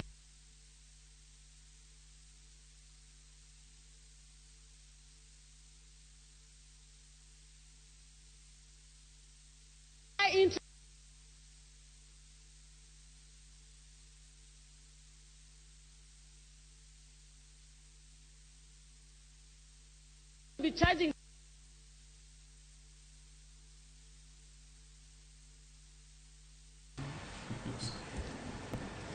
Kora mgojong mano kanyen Twak mabende dhi mbele od bura Kanya iwinjo kantiere jod bura mabende ose golo duond gi kawacho ni ok gisir lwedo paro no mar Chik Finance Bill 2023 kata paro mar hik omenda 2023 pod wantiere kod wendwa kae kama oting'o Dr. Panya kaachiel gi Samuel Okumu. Ne gitemo ketwa wabed kod winjo makare kotenre kod twak no mabende sani dhi mbele. Dr. Panya, winjo kaka twak dhi mbele. Bedin paro ni ntiere jotelo ntiere gi ng'eyo ewi lokruoge manotim, to be lokruoge gi nyalo loko kit ka gidhi goyo ombulu ewi paro ni? Erokamano ahinya Lydia. Winjo kaka jod bura wuoyo. To mokwongo king'iyo kaka giwuoyo, chal ni pod ok giyudo lokruok manosebedo. Kineno kata na kaka mbunge ma Rangwene wuoyo kata ma Kisii. Teni pod giwuoyo gik moko mane giwuoyo mane original bill kapok gik moloke. But gima dawache ni ya king'iyo debate kaka dhi mbele, to and gima inyo this country sana en gimiluongo ni political realignment. Tene ni ji ok vote ji ok debate gi their minds, you know, ok gi debate gi you know, they have been wiped, they have been wiped gi kod gi josiasa gi. Onyise ni bwana in kidhi kacha dhi wach kama. Ineno, luwaseneno kata na jalup jatend piny kawacho ni mano gima is as good as done. Ineno. Koro debate saila gi kata discussion saila gi ok onego bed ni ji bedo gi stand saila go. Onego bed ni ji bedo gi sober mind seche ma debate saila gi dhi mbele. Nekech sama sukari beche omedore to medore ne ji te, ok omedore ne the one formation. Koro gima nyalo wacho ni issue mar political realignment madhi mbele kata na samoro ma ji do wuoye gimoro ma gik ma sensitive aila ma koro wuoye sani ni to ji dhi kaluwore gi parties gi. In fact, in a number of cases wasewinjo nyaka ni ji ing'iewo parliament olokore kar ohala ma ji ing'iewo nyisi no mera kawo ma in wang' idhi vote kama. It is very wrong. Onego bed ni jod burawa vote with their clear minds and give vote ka ging'eyo ni adieri sirikal to dwaro pesa, but yo mane minyalo dugo pesa ni ma japiny ok hinyre. Ineno gimoro kaka VAT 16% VAT on petroleum product en gima karana nyathi modonje class economics kawuono will just tell you ni mano to definitely, but ingeni iwuondo jopiny ni gini ni wakete kama ni okobiri reduce beche bech kaka living standards. It is definitely a lie, but because one aligned to certain political realignment, then jakawa accept nikech jo bosses wano se wachonwa ni nyaka wadwa support kata kwa support. Onego wabede gi od bura ma wanyala yudo jomoko ma bende seche moko en gi contrary opinion kaluwore gi gima party ne stand mar party ne. Ok ni at the end of the day wadwa neno ni joma kamano yombo, joma kamano yombo. No, kochopo gik moko ile kata ni neno piny mar America, Biden had to nyaka no dhi mo giwuo gi the speaker mar the other party mondo giwuon issue mar debt ceiling. Koro chopo kama koro gini en beyond politics. Nyaka koro you discuss as a people, as a nation, and not on political realignments. Thank you. Samuel bendine no ka ntiere ng'eyo ahinya te wilokruok mano bendo e wechego motenre kod wechego mag omenda. Iwinjo ka goyo mbaka, iwinjo nyaka jo county ma Kisii ntiere kanyo MP Osoro gi nyawadgi bende ya Kisii ok gin kod winjruok. Ng'ato chungo wacho ni jo Kisii odagi, ng'ama chielo chungo wacho jo Kisii oyie. Dobed ni ang'o matimore ka? Gima neno ka an gi luor achiel nikech nitie rieko moro kata mischief moro ma jogi nene the government side otiyogo e debate moneno kawuono ni. To gimotimre en ni nyoro gotieno report manobedo tabled from the finance committee then a 500 page document. If you include the appendices, you actually almost 4,000 pages. So this finance bill, it's gone in history and the longest, and give very many changes, amendments, introductions. So if the committee was a table report ni, onego jobunge onego miji te time ma they can now look and analyze a report no. Nikech gima timre en ni sani kaka debate is going on, gimora mora ma jaod bura wacho will go into the record Hansard. To legally gimora mora mose donje Hansard can always be used for or against. Even when maybe there's a case to challenge this process in court, or even interpretation issues. Gima timre eni we always go back to the Hansard and look at jomano ndiko report ni. What did they have in mind? Yeah. Koro ngato ka ngato kochung kanyo onego bedni or refer to the report that was tabled. But gimoneno ka ji chunga, some of them are just commenting on what they had in media yesterday. But an important ni mondo ji onge what was there hidden in between the lines. Mano kanyo gin mana moko kumpara kotenre kod twak madhi mbele od bura mamalo kama bende twak ewi omenda kata finance bill paro mar chik ewi omenda pod dhi mbele. Adwe kende e od bura nyakorom gajwang mondo wamed winjane na twak kaka dhi mbele od bura mamalo.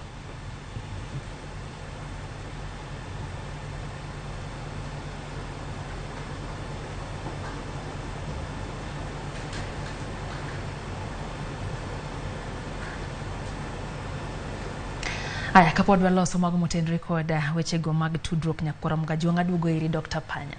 Nentiere okang' mane Kimani Ichung'wa ochungo monyiso Lilian Gogo ni oriambo. Nyalo nyiso ni kata jood bura pod onge kod ng'eyo gima gini oting'o koso ma olang'o.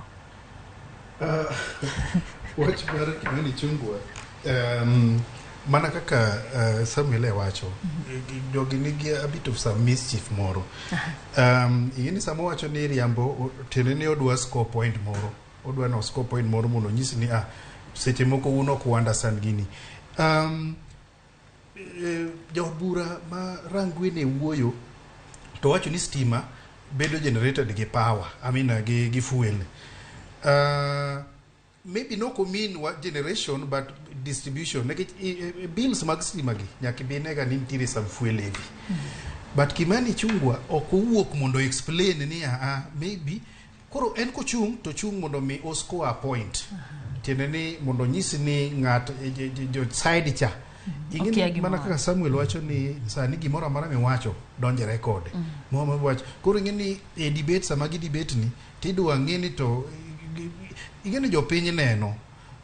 Sometimes ibro yudo ka debate seche moko koro bro kao political tone. Nekichi ngato ng'iyo ni to audience na en nga. Kabire wache jo Kisii ka mane women rep ma Kisii bende gigo soro. Do ineno ka giyuare ni ngato wacho ni ane ma jo Kisii ora. Ane ma ngato machielo bende ane ma tende ni ging'iyo their audience ni to jo mage ma seche moko giwuok kata among themselves as parliamentarians but giwuoyo to their constituents. Iwinjo. Koro mane momiyo ngato ka ngato bro dwa score point ne ineno to jaod bura Marangwe just meant ni there's that bit of fuel ni mabiro influence karana bech angowa amina bech stima wacha kwa winji kendo nyakoronga jongado weekend achiel kachiel nyaki odwar malo winje twag no wadhi mbele od bura kotende gi paro mar chik ikomena ganario prayo ko adek prayo ko dangwen wadhi parliament. So how all of us, so how do we then track? Because some of us forfeited their lunch in order to be here so that we contribute substantively to this debate, Honorable Speaker. So kindly advise, Honorable Speaker, on the same. Go on, Makali Molu. Yeah, thank you, Honorable Speaker. So, Honorable Speaker, what I was saying is, I just want to comment on a number of proposals. Honorable Speaker, the proposal to increase VAT from 8 to 16%, yes, fuel levy, Honorable Speaker, will have two implications. The first one is going to be able to increase the cost of transportation, and the second one is the cost of production, Honorable Speaker. This is going to be made worse, Honorable Speaker, by the fact that in the same bill, there is a proposal, Honorable Speaker, to increase what they are calling, Honorable Speaker, vehicle advance, increase advance payment on passenger vehicles and commercial vehicles, Honorable Speaker. So the cost of transport is going to be increased. And as a result of that, Honorable Speaker, even agricultural production is going to be more costly, Honorable Speaker. So we are likely not to get the kind of benefits we expect from that increase. The second matter, Honorable Speaker, is the issue of the housing levy. Honorable Speaker, it's been proposed that we charge 3%. I listened to the committee chair indicating that he will be reducing that to 1.5%. But two things, Honorable Speaker, have happened which are going to make the things worse, Honorable Speaker. The first one, the capping has been removed, Honorable Speaker, of 5,000. So you only pay now 1.5% of your basic pay, Honorable Speaker. The second one, Honorable Speaker, is that the issue of the money being collected, the issue of it being a saving where you can claim it back, Honorable Speaker, has also disappeared. So now what is going to happen, Honorable Speaker, is you give out the money, you will not be claiming anything, which makes things worse, Honorable Speaker. Honorable Speaker, I've not even spoken for a minute, I can see. But yeah, so Honorable Speaker, the issue is the housing levy, Honorable Speaker, will be making matters worse for the Kenyans instead of improving it. The third issue, Honorable Speaker, is the issue of moving a lot of the goods from zero rating to tax exemption, Honorable Speaker. The fact that you are moving from zero rating to tax exemption, Honorable Speaker, is going to increase the cost of the same goods because the component of VAT for the inputs will not be factored in, Honorable Speaker.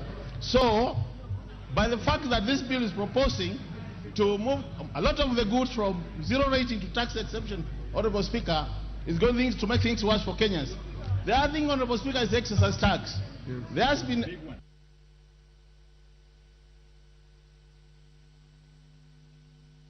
We'll even decide that. Okay. Yes. But we'll...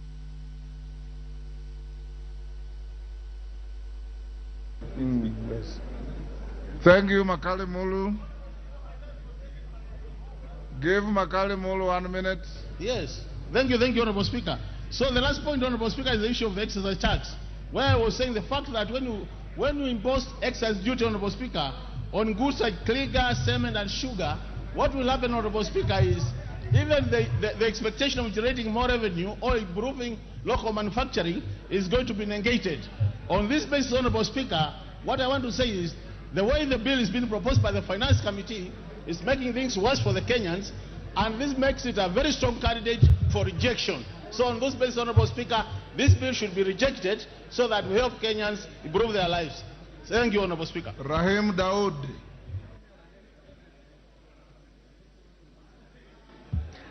Thank you, Mr. Speaker. Mr. Speaker, I would want to support the finance bill. And Mr. Speaker, I have seen the minority whip here today. Honorable Junet Mohammed is here. And Mr. Speaker, I think he should be doing his work, because this report of the finance bill has been signed by both sides of the aisle, the Azimio together with the Kenya Kwanza. So, Mr. Speaker, I fail to understand when they are opposing this bill, when his members have already signed this bill. No offense meant, minority whip. Mr. Speaker, the reason I am supporting this bill, Mr. Speaker, the committee has done an excellent job. The committee of Honorable Kimani Kuria has done a good job, Mr. Speaker. Clause number 36 of Section 32 of the Tax Tribunal's Appeals Tribunal, where the Treasury had proposed that any person who is aggrieved by the position of the Commissioner of Income Tax or Commissioner General cannot appeal until he deposits 20% at the tax KRA. So, Mr. Speaker, that has already been overturned by the committee, and that's a very good proposal. Mr. Speaker, the committee again has overruled the Treasury on the tax exempt, what Mheshimiwa Makali Mulu has talked about.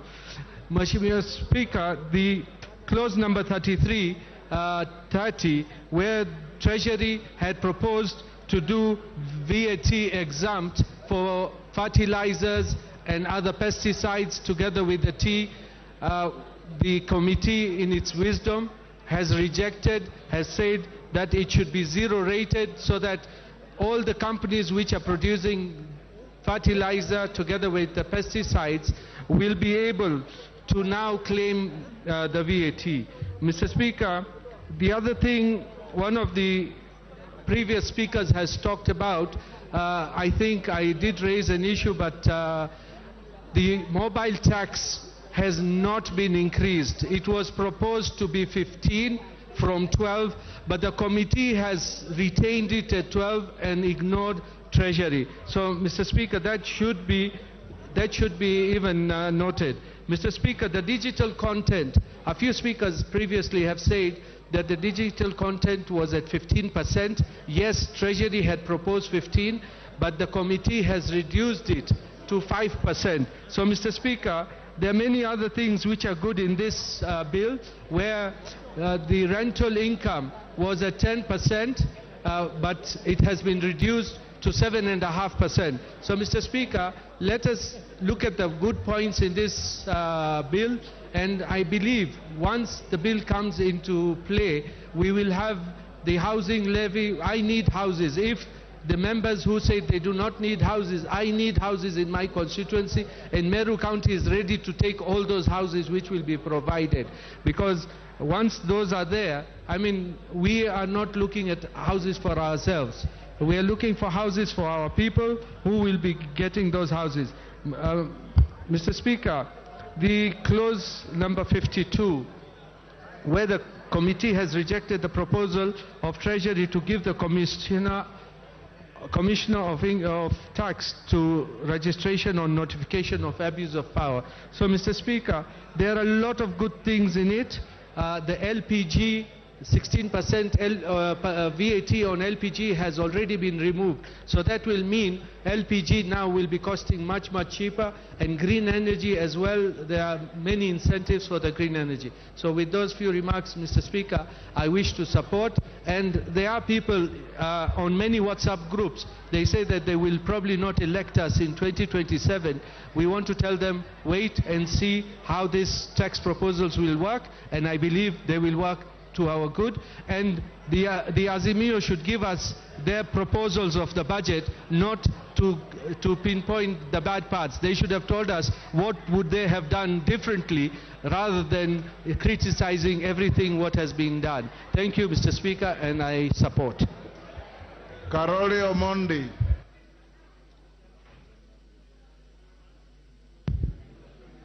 Thank you very much, Right Honourable Speaker, for the opportunity to speak both on the report as well as the finance bill. Mr. Speaker, from my experience, there are three things that normally can tell you the trajectory a country is taking, one of which is the level of savings. The other is the number of patents you can find in that country, and the third one is the money that is allocated to education. And I'm very conscious of the fact that the estimates have been published, and with that in mind, I'm now ready to make my comments on the finance bill. I've noted in the estimates that there's an increment in CDF allocation, probably of 18 to 22 million per constituency. In my case, in Suba South, where we give each student 10,000 shillings, that would mean additional resources for 1,800 students. I've also noted that there's an increase in allocation for the educational sector. I've also noted that there's a reduction on rental income from 10% to tax on rental income from 10% to 7.5%. But most importantly, I've also noted that there's a reduction of budget deficit by about 400 billion, meaning there's generally a reduction on the debt appetite. Mr. Speaker, on the issue of housing levy, let me put it on record that this is one of those areas where the public collective is more important than the individual collective. There are many, many areas where generally the public have to pull together to realize what is called the public good, such as in insurance, medical insurance, and housing schemes. The housing scheme is a very good idea that I would like to support, and I'd like to put it on record that it has been part of our agenda as ODM for a very long time, from 2007. I would like to make it clear that there may be arguments, there may be disagreements on this issue, but for the general public good, the housing levy is a good idea. What I would suggest, there should be a guaranteed minimum return on those who invest in this scheme, which should be benchmarked by the treasury bill, rate for treasury bills, so as to protect the investments against inflation. I would also like to suggest that we should have very robust ring fencing against corruption associated with this project. And finally, I would also like to suggest that we remove the tax on the income received from investments made by the public on housing levy. Mr. Speaker, on the charge on tax on non-residents, I would like to recommend very heavily, because I was not in the committee, that we avoid situations of double taxation or double jeopardy for non-resident Kenyans. And we should respect international obligations that we have under double taxation treaties. An issue that I was going to object to very strongly, but which has been addressed, was the 20% deposit on tax assessment when you appeal against KRA decisions. Mr. Speaker, as a lawyer, you would know those provisions that were proposed were tantamount to overturning the well-known principle of onus of proof on its head. But that has now been overtaken by events, and I'm very happy that that particular issue has been addressed. Mr. Speaker, on the issue of VAT on fuel, I understand very clearly that this is a conditionality from the IMF. But it also demonstrates how we do our politics in Kenya. It is very interesting that those who last year voted for the introduction of the VAT 8% are this year completely opposed to it. And those who opposed it last year are this year completely supporting it. But let me add my voice and say our economy is still very fragile. We can hardly see the early green shoots of a recovery. I would have wished to see very strongly that the 8% is not introduced on fuel levy because of the adverse impact it will have on everybody. On 35% tax, I agree with that. Those who earn more should pay more. Finally, Mr. Speaker, let me put it on record that I think the House should be respected by the various political parties, and members should not be intimidated or arm-twisted on how they should conduct their business in this House. And they should be free to vote the way they wish with their conscience for the public interest. Thank you very much, Mr. Speaker. Order, honorable members. Order. Order, honorable members. Take your seats. Sorry, take your seats. Honorable members, I appreciate the tremendous interest in this debate. On our screen, which has been malfunctioning at times, we have 115 requests. At 5 minutes, it means by 9 when we rise, just about 57 of you will have, no, 67 of you will have spoken. I want to suggest to you, members, and I remember my good English teacher, Roger Hargreaves, said, if you can't make your point in the first minute, you are unlikely to make it in 20 minutes. If you agree, we can reduce a little further to 3 minutes per member, save for the time reserved for the majority leader. If we reduce to 3 minutes per member, then we'll push to ensure that as many of you air your views and go on record on this issue. If you are in agreement, I want to proceed that way. Are we in agreement?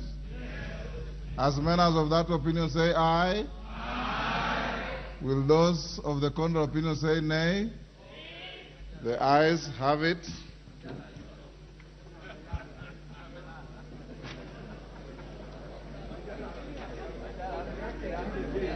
David Ocheng. Adjust your timing, 3 minutes. And honorable members, please reduce your trips to the chair so that we can order. Honorable members, please reduce your trips to the chair. We'll make sure everybody speaks.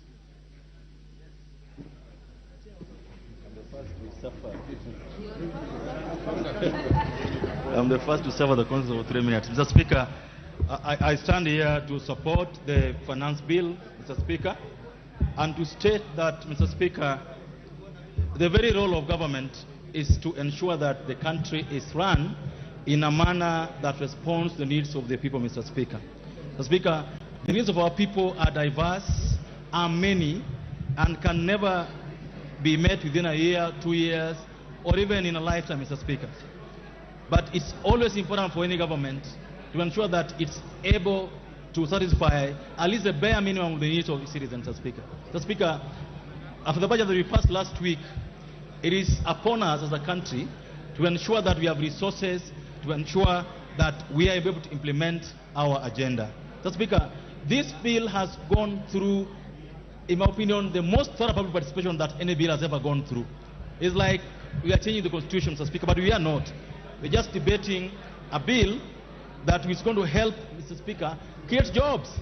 Mr. Speaker, this bill has made proposals to put taxes that will ensure that you don't import so much fish, you don't import furniture, we don't import cement, we don't import paints. Mr. Speaker, the bill as currently done promotes job creation. And that's what we need in this country. We need more jobs, not fewer jobs, Mr. Speaker. And by ensuring that we are protecting the local industry, Mr. Speaker, we hope that more jobs will be created. Mr. Speaker, I'm happy with the committee on its recommendations on the tax on sugar. I was so worried, Mr. Speaker, that this was going to make our industries uncompetitive in EAC. Mr. Speaker, I thank the committee for accepting to remove the proposed import on sugar, because we're going to have our products going out into the East African region at a lower rate, Mr. Speaker. Mr. Speaker, the housing levy, Mr. Speaker, is the elephant in the room. Mr. Speaker, it is stupid. In fact, I don't know what I can describe, to beat a man for doing what you yourself proposed.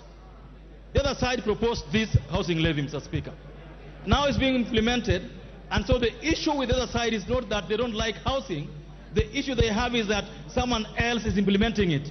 If they were the ones implementing it today, they would be asking us to support, Mr. Speaker. So I want to just request all of us to give this housing levy a chance, Mr. Speaker, and warn, Mr. Speaker, that after we approve this housing levy, Mr. Speaker, this parliament should ensure that anybody who misappropriates money for housing should go to jail, Mr. Speaker, forthwith. Mr. Speaker, will ensure that we are accountable, that the government is accountable on the money Kenyans are going to give on the housing levy, Mr. Speaker. Mr. Speaker, I want to end by saying that patriotism, Mr. Speaker, means supporting your country all the time, and the president when he deserves it. This president just took office 8 months ago. He deserves our own attention and support for him to make this country a better place, Mr. Speaker. I support and hope that all of us are able to, so that we can move this country forward. Thank you. Rachel Nyamai.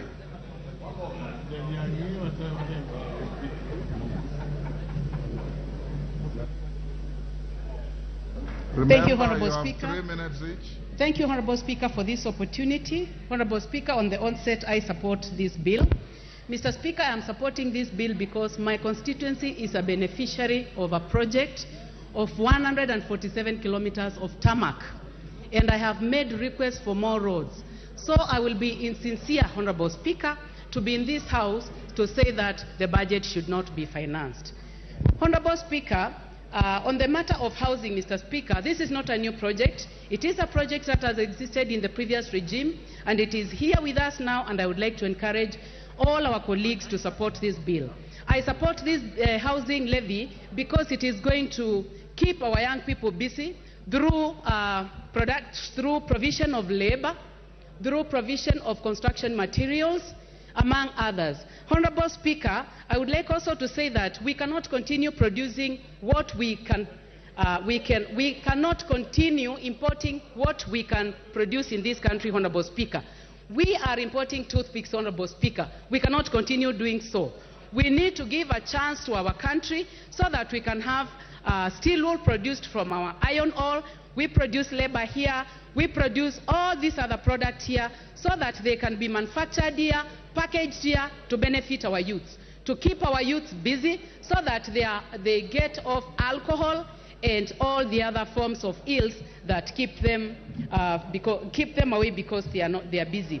Honorable Speaker, I would like to go to the matter of digital marketing and say that every government must take digital marketing very seriously and must harness it, and the finance bill has already taken care of that.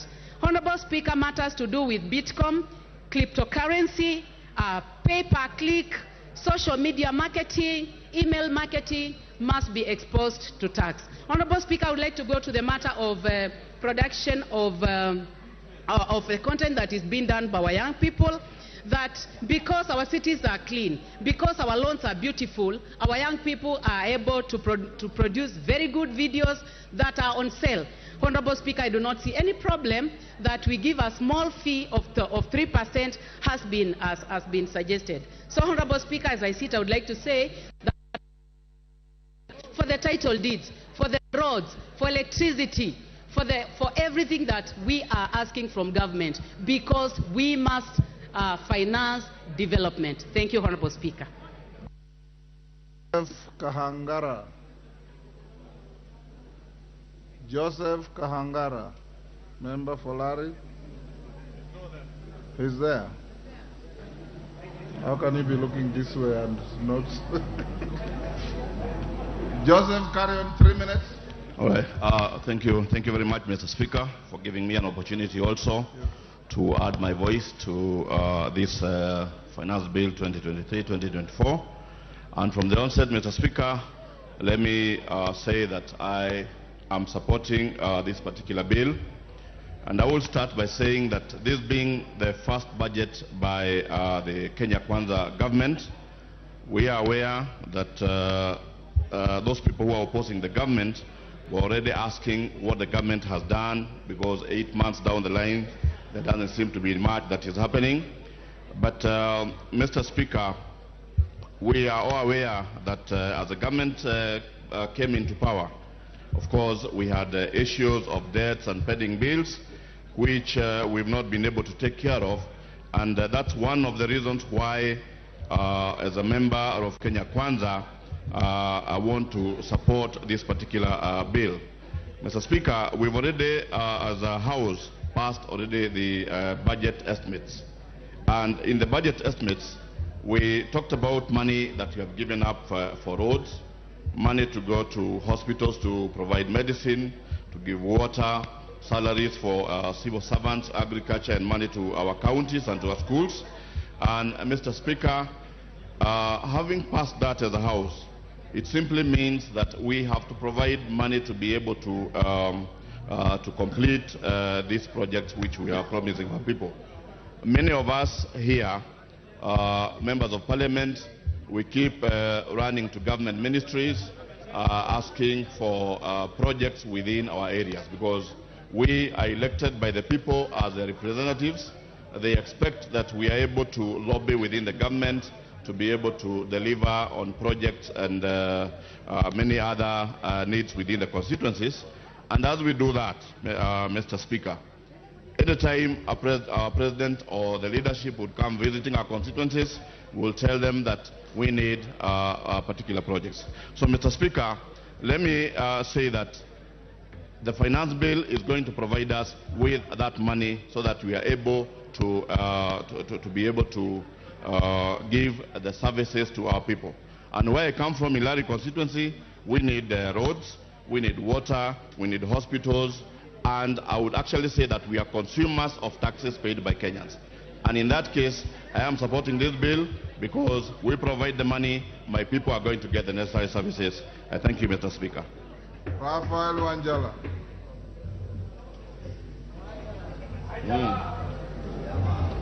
Thank you, Mr. Speaker.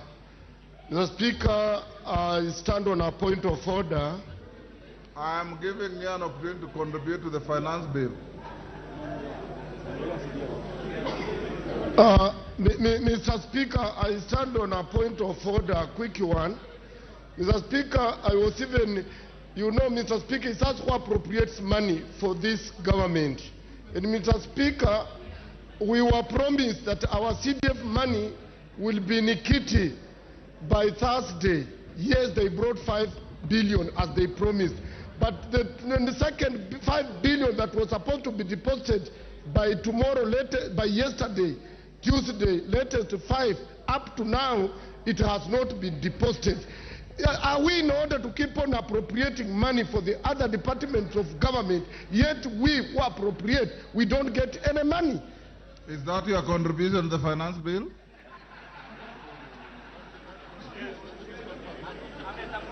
Honorable Anjala, take your seat. Before I came to this chamber at 2:30, order, Honorable Koyo.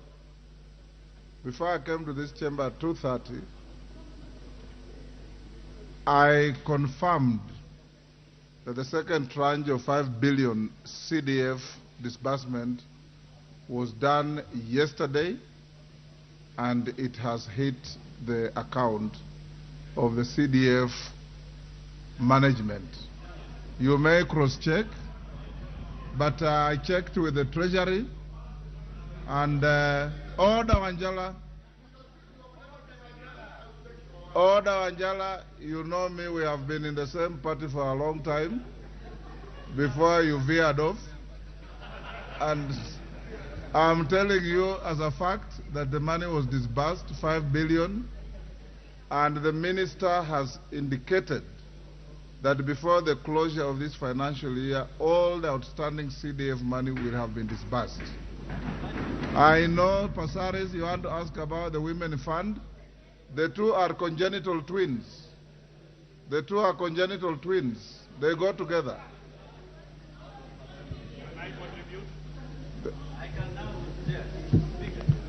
Who had finished speaking? The member for Larry. Now I'll give to member for Nyando, Jared Okello. I'll come to you, Jack. Just be patient. Honorable Speaker, I With 3 thank minutes, you. everybody will speak. Just be patient. Oh, my 1 minute is already going. Honorable Speaker, I thank you very much for the opportunity, and I rise to vehemently oppose the finance bill, because it is that which will paint a very gloomy picture on the faces of the electorate that sent us into this House, Honorable Speaker. Honorable Speaker, this morning I was driving to Parliament, but I also thought of detouring into immigration to check on a passport that I've been pursuing for a little longer. And Honorable Speaker, I was told a similar story, that the machine broke down over 1 year ago, and it has not been rectified to date. And Honorable Speaker, that is the same government that wants to provide me with a house. And similarly, Honorable Speaker, I tend to look at the squalor situation that our police officers live in.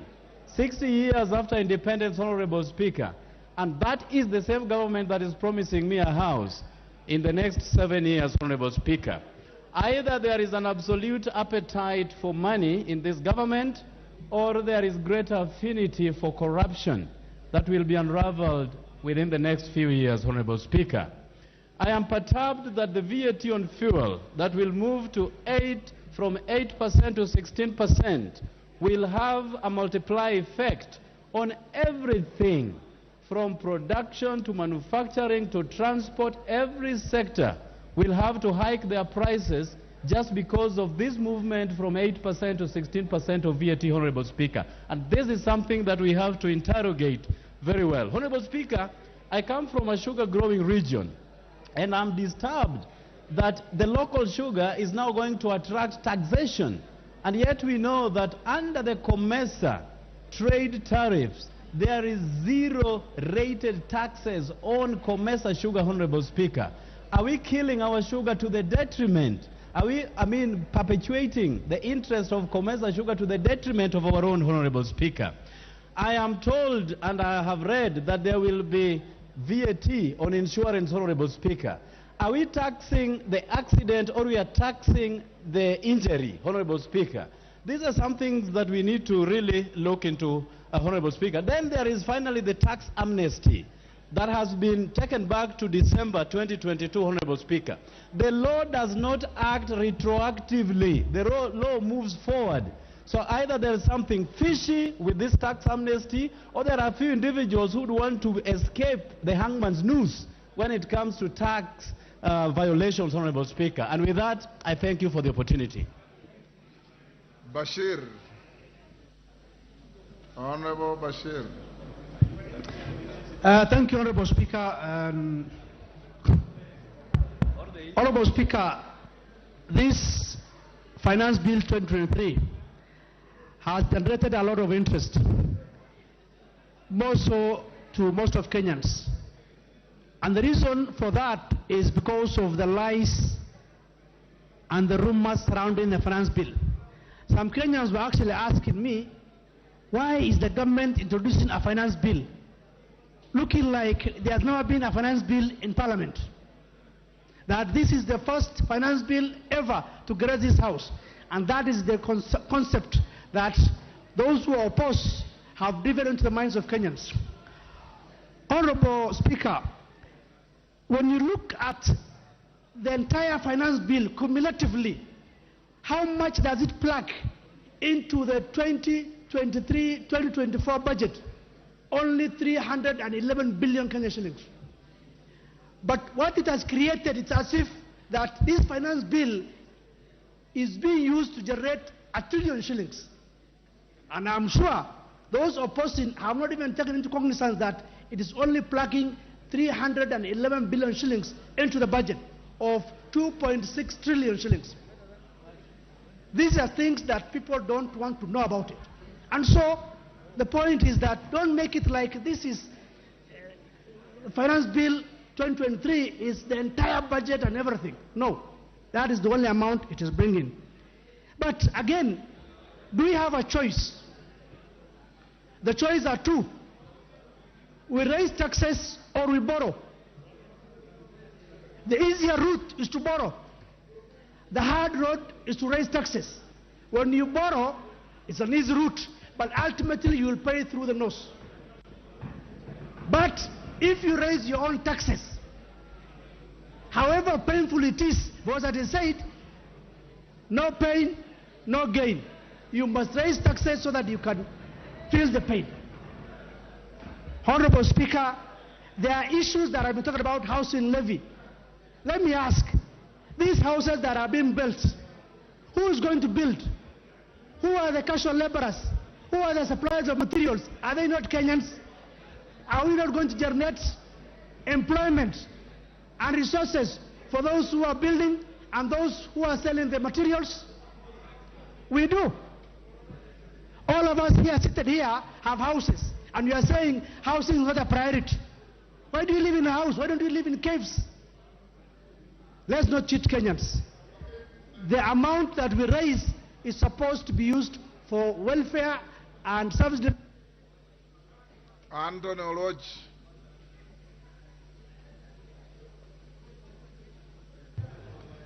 Thank you, Honorable Speaker.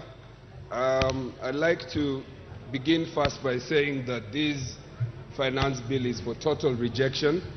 Honorable Speaker, my preliminary point is to invite this House, and particularly, Honorable Speaker, that you issue directions and a ruling on the bill in light of the supporting reports, and we were invited to study both. I have audited 1/3 of the proposals for amendments, and my view is it goes contra our standing orders and the traditions of this House that you cannot amend more than a certain percentage or fraction of a bill without mutilating it or without it turning out to be another bill. The number of clauses that have been amended that I have personally gone through, out of the 84 clauses that I have gone through of one particular stakeholder out of the more than 180, 50% of those the committee has either amended, deleted, or agreed, which means more than 50% of this bill, after the report will have been tabled, will not be the same bill. Honorable Speaker, having dispensed without preliminary issue, I'd like to state as follows, that I have gone through 5 finance bills. This would be the 6th. Honorable Speaker, on this particular one, and on very many clauses touching on ordinary Kenyans, this government has gerrymandered, prevaricated, wobbled, and in the end said nothing and presented nothing to the people of Kenya. Honorable Speaker, this bill is for rejection. It is for rejection because this bill is not only punitive, it is selective and creates classes among the people of Kenya, inequality, and it is contrary to provisions of the Constitution, in particular Article 40, that establishes proprietary ownership over salaries and earnings of individuals. It is contrary to the provisions and the tax principles under Article 201 that says that tax must be simple, it must be equitable, it must be accountable. When you put in place a housing levy in which you yourself do not know whether it is a levy or a tax, if it's a tax, then you cannot say that people will come and seek for refund. If it is a saving, then it is voluntary. Honorable Speaker, there are many, many other reasons why these bills will be rejected. I stand here to support many and most of our colleagues who have said that. Honorable Kaitani.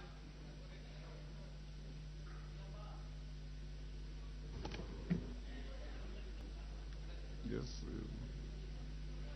Give the Honorable Kaitani the...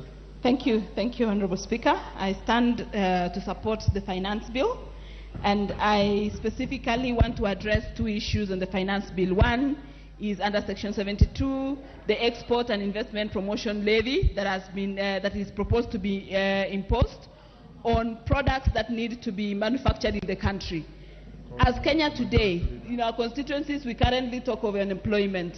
The unemployment rate is very, very high, and unless we address this issue of unemployment, there is no way that we are going to get employment for our youth.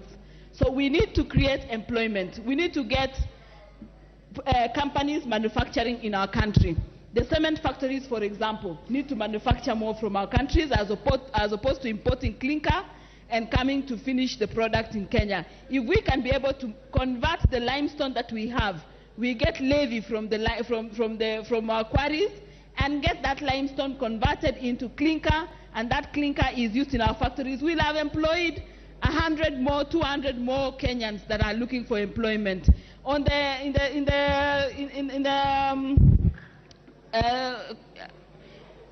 the sectors of roads and iron, we know that a lot of iron is imported. If we can be able to manufacture most of this iron, we know companies that manufacture right now, and the kind of number of employees that they have is about, they go into thousands.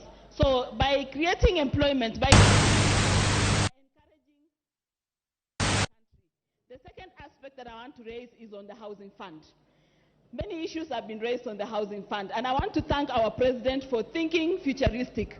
Our population is growing. We were 40 million Kenyans the other day. Today we are talking about 50 million Kenyans. By 2030 we'll be talking about 60, 70 million Kenyans. If we don't think about where these Kenyans are going to live in 2030, then I think we are not being futuristic. Let's look at the forefathers. Then I think we are not being futuristic. Let's look at the forefathers, our forefathers who thought about our independence, fought for us, and today we are enjoying the kind of freedom that we have from that fight. Today, let's look at our employment. We talk about 3 basic commodities when we are taught in school: food, shelter, and accommodation. Food, shelter, and clothing. The other day, as the Mio people are carrying sufurias, now we have food in the shambas. Now we want to talk about housing, sort out matters housing, so that 10 years from now we will have a house. This person is Koramga jong mano kanyen Twak madhi mbele od Bruma Mala kotendre kod paro mar Chik mar Omenda. Higa ganario prayoko adek ganario prayoko dangon wasebedo ka gi wendwa magin jolony wechego mag uchumi kamoting'o Dr. Tino Panya kachiel gi Samuel Okumu wasebedo bende kwadwaro ng'eyo kendo wang'eyo malach kotendre kod Twak mabende dhi mbele makoro gana jo Kenya keto mane wangi kapok awegidhi wanyisgi mondo gimiwa pachgi moikwa loro mondo awe dhi mbele gi neno chenro no Nyakoramga jwang e od bura mamalo. Dr. Panya. Erokamano ahinya Lydia. Samapode samimi wapachi mugika aneno wach tudegi wach mara aneno kachiel kuom jod bura wachoni kanye Omenda midhi tim go dongruok dhi yaye nyiswa ni adier mar wach ni kanye. Erokamano kuom paro na gwano. Jod bura mano wuocha ne en jod bura ma Lari to wachoni finance bill ni emidwa tim go budget. In fact no wachoni kokwa kalo this bill to karana budget. The impression was ni karana budget ok dhi tim. Aparo ni mano en miriambo nekech budget isomo kiny. Meaning ni gimora moro selosi bill ni is only to inject some amount of money monego beni government tiyogo. But kadwa wacho ginena mogik en ni housing issue mar housing mag jogi wacho kagi housing okwanyal correct issues mag housing gi keto levies mano gimo kuongo. Mar ariyo housing problem ma wan go e Kenya kai wan gi more problems than even housing. Aparo ni ntiere chieno moko mosekalo ma jolony ose diso jini karana Nairobi ka ntiere udi mang'eny magara ji okodake. So the problem is not even kara ni ji onge gi udi to nitiere but udi nitiere but oken priority to us. Jabura moro wacho kanyo ni in fact giseloso everything magimo dong kore en mana housing.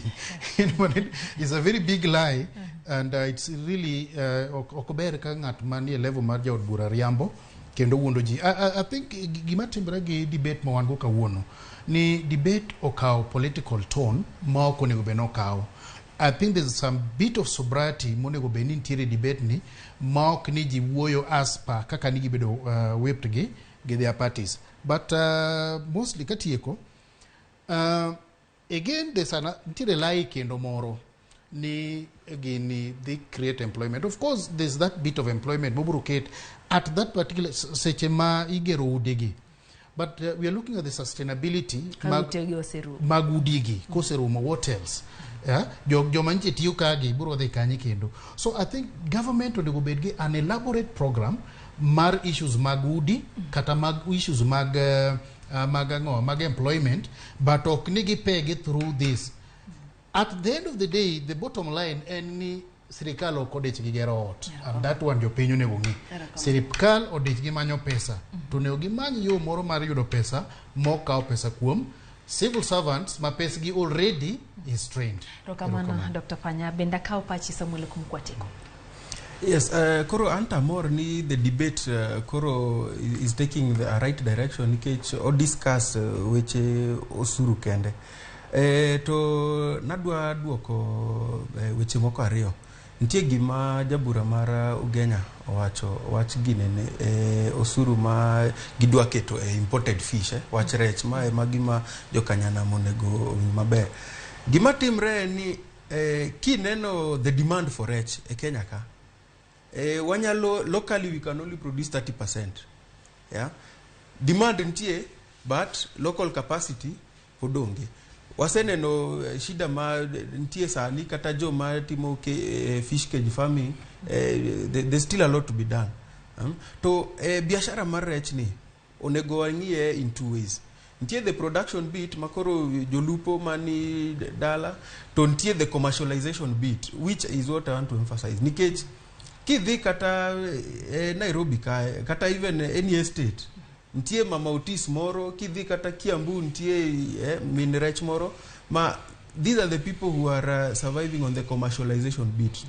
Makoro, if we discourage even the importation coming in, and yet the local demand we can't meet it with what we are getting from the lake, it will not work well with those who are on the commercialization side. Minotis mani estate moro Nairobi kata jo mani Gikomba gidhi complain. In fact, gise invest bende gin fridges ma kata rech no moa okoku no kata China. Ntie investments ji oseketo fridges kidhi Gikomba idhi nanogi.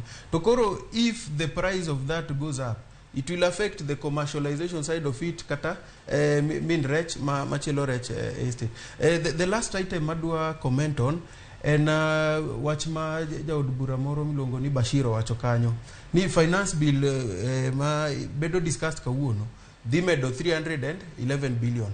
Koro gima ok wache ni ntie multiplier effect mar whatever they are going for will have, which will even make them not even attain that 311 billion they are going for.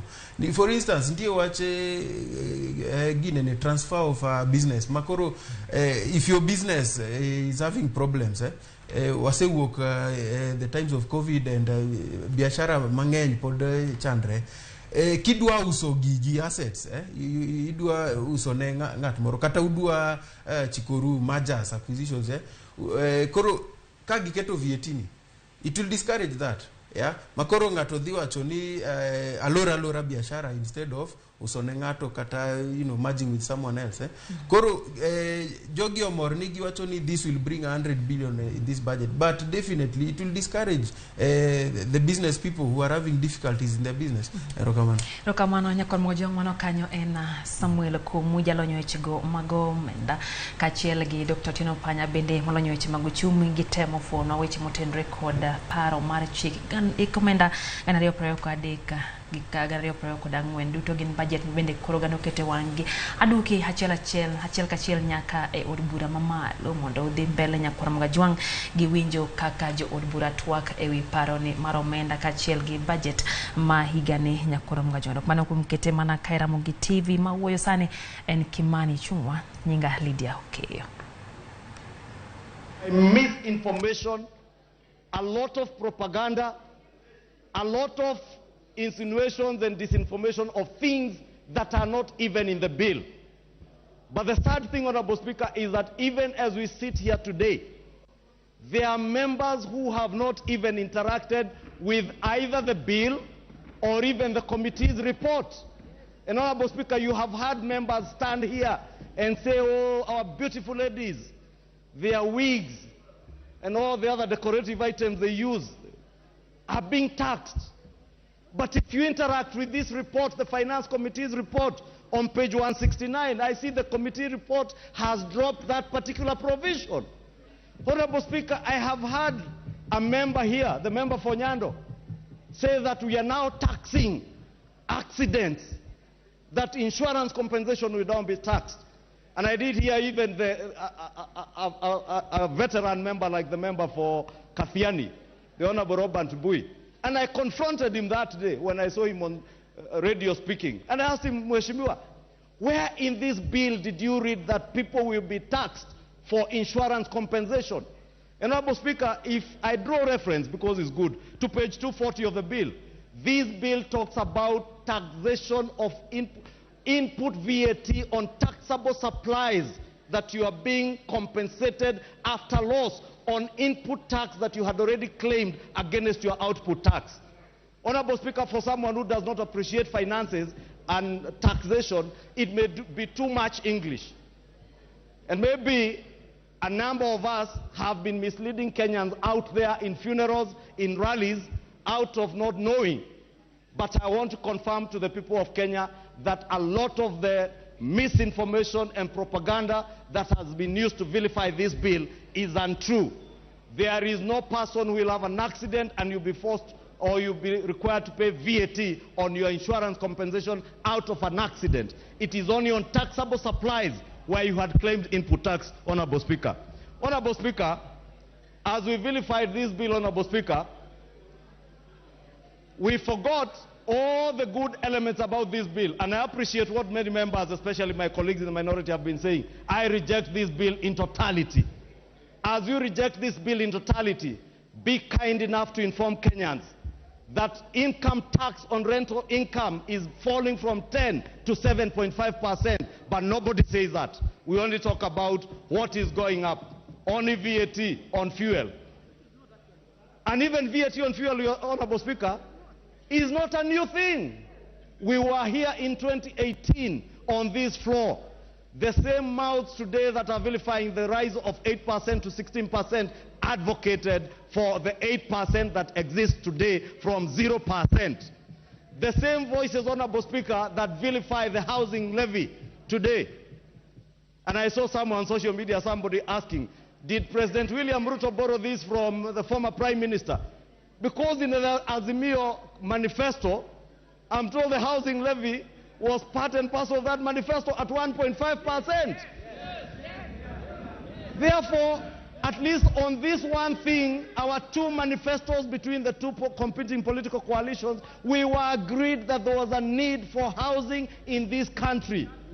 But today you will hear members asking, who asked you for a house? As much as nobody has asked me for a house, every day I walk around my constituency, young men and women asking me for jobs. How the housing agenda is much more beyond houses. It is about the creation of jobs. It is about the creation of wealth. It is about spurring economic development and economic growth in this economy that will be unmatched from the heavy investment that will come out of this housing levy. And I think since we are all agreed on the need for this housing levy, and I did hear two members in the morning, lawyers of high esteem, one of them is a senior counsel, Honorable Speaker, say, you know, the housing is a devolved function under Schedule 4 of the Constitution. But also forgot to mention that under Article 43 of the Constitution, housing is a fundamental human right that government is required to provide to the people of Kenya. And I couldn't bear not ask myself as I watched the Honorable Tienda Amolo in the morning trying to prosecute that case, and ask myself, if we were to argue that way, that we cannot tax Kenyans to provide housing to Kenyans, why are we taxing Kenyans to provide health care that is devolved? Why are you taxing Kenyans to provide water that is devolved, Honorable Speaker? Honorable Speaker, this bill has huge incentives for our manufacturing sector. It is true under the last regime, the Jubilee regime, prior to 2017, post-2018, after the handshake, the Big Four agenda had some of these proposals to grow our manufacturing contribution to GDP from 7 to 9%, or rather from 9 to 15%, Honorable Speaker. Instead, It fell from 9 to 7%. What is your point of order? Honorable Speaker, I think the majority leader has a duty to be factual in terms of our standing orders. I think it is not factual for the majority leader to stand here and tell Kenyans about the issue of the devolved functions on housing, while at the same time I'm raising on the question of the required to be factual. Standing order number 91. You will not intimidate me. You know that I am not capable of being intimidated, so shut up. You cannot intimidate me. Order. Order. Order. Honorable. Have you prosecuted your point of order? I have not finished. And my point of order is very well founded. It is required that anybody who presents their need are required to be factual. And even though the government taxes on everything, the duty to implement it is a fact. It is not on government. And on this taxation bill, it has not been put anywhere that this will be implemented by the county. Is the majority leader in order? And please remember, KK, you cannot intimidate me. You cannot. Ichungwa, carry on. Honorable Speaker, I choose to ignore that for obvious reasons. Honorable Speaker, I was on incentives. And Honorable Speaker, this bill proposes a raft of incentives that have lower tax implications to the people of Kenya. And I was talking about manufacturing, from the manufacturing of human vaccines in Kenya. Honorable Speaker, this bill speaks to incentives that will lower the rate of income tax and offer incentives for manufacturing of human vaccines in Kenya. And we all remember pre and post-COVID, the issues we had with COVID vaccines, Honorable Speaker, and what implications that will have to all our young men and women who are looking for jobs. Honorable Speaker, also in respect to local manufacturing, in the manufacture of motor vehicles, the bill has proposed a concessionary corporate income tax rate for local vehicle manufacturers at 15%, down from 30%. But nobody will mention this, Honorable Speaker. Nobody will tell you, among us those who are vilifying this bill, Honorable Speaker, that critical value chains in the manufacture of vehicles, including solar batteries, electric cars, their incentives have been input in this bill, and the committee actually has added further proposals even on the import of the electric cars and motor vehicles, Honorable Speaker, including electric motorcycles, to bring down the amount of fuel that we consume every month, Honorable Speaker, that is taking a huge chunk of our foreign exchange. Honorable Speaker, I have spoken about the rental income tax that is falling from 10 to 7.5%, bringing down the cost, the burden of tax for landlords and consequently to tenants who can now enjoy lower rents when the taxes being paid by landlords are being lowered, Honorable Speaker. Honorable Speaker, on VAT, those who tell you about, or rather vilify the bill, lying to Kenyans that they will pay VAT on tax, on insurance compensation, will not tell you that this bill is now exempting VAT for inputs on goods where farms used to manufacture drugs, both human and animal drugs, Honorable Speaker. The bill also provides exemptions on construction and equipping of specialized hospitals, Honorable Speaker, which was with a bed capacity, and I see the Honorable Nyikali is very keen on that, a bed capacity of 100 beds. But the committee, in their own wisdom, have now reduced that exemption to bed capacity, hospitals with a bed capacity of only 50 beds. You can imagine how many hospitals in our constituencies can now afford to have a 50-bed facility that will enjoy tax incentives, therefore bringing the cost of medication and health care, making it cheaper for our people. But nobody, again, Honorable Speaker, will tell you about this. Again, on VAT, Honorable Speaker, there are proposed exemptions to several agricultural products, among them the transportation of sugarcane. And I was wishing the honorable members from the sugar belt were all here, because I have not had any of them speak about this. Honorable Speaker, they will now enjoy exemption on transportation to sugarcane, of sugarcane to sugar mills. There will be exemption on fertilizer, exemption of value addition to tea. Honorable Speaker, the manufacture of pesticides and pest control are also being exempted under the VAT. And all these things, Honorable Speaker, are in this bill. But nobody wants to say, I will say them, Mr. Speaker, because I have a duty and responsibility to inform the people of Kenya on the truth about what is in this bill, Honorable Speaker. Honorable Speaker, there are also other proposals of zero rating items to do with fertilizer, as I mentioned, some for sugarcane in sugar mills, pest controls, Honorable Speaker, and I could enumerate, Honorable Speaker. Under the excise duty, Honorable Speaker, and I know the member for Mathare took 1 minute, I will beg you add me that 1 minute. Under the Excise Duty Act, Honorable Speaker, a raft of measures also, which will have a benefit to the business community, have been enlisted in this bill, and the committee, if you interact with the report, Honorable Junet, has improved on those proposals.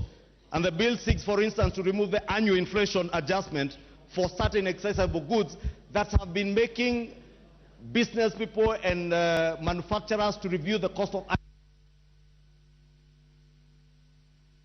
Give him 2 minutes. Honorable Speaker, the review of cost of prices were occasioned by the review of inflation on excise duty. This now will become a thing of the past. Honorable Speaker, from the lake region, the coastal belt, where we are producing fish, you are not telling your communities and your voters that we are now protecting the fish industry with a 20% levy, which unfortunately the committee has reviewed to 10%. And this is to protect fish farmers in this country, and not just in Nyanza or the coast. Even fish farmers in Ondire, in Kikuyu, are now protected from cheap imports. And we have seen Chinese trawlers, Chinese coming, let me not mention countries, Honorable Speaker, apologies for that, but we have seen foreigners importing fish into our country, destroying our local farmers. We are protecting those people, but nobody is speaking about them. Allow me, Mr. Speaker, to speak about them. Honorable Speaker, other than the fish, imported furniture, Honorable Speaker, if you walk through all government offices, including our constituency offices, Honorable Speaker, we use imported furniture. There is now a levy of 30% on imported furniture to make sure that hustlers producing furniture on Gong Road, Karioko, Kariobangi, in Kikuyu, Makutano, they are able to produce furniture and be able to sell them even to government institutions, Honorable Speaker. But we are not speaking about this. It is easier to vilify this bill. It is easier to sell lies and propaganda, like those I have seen in Kiambu County, lying to people that even the stores that carry milk are being taxed.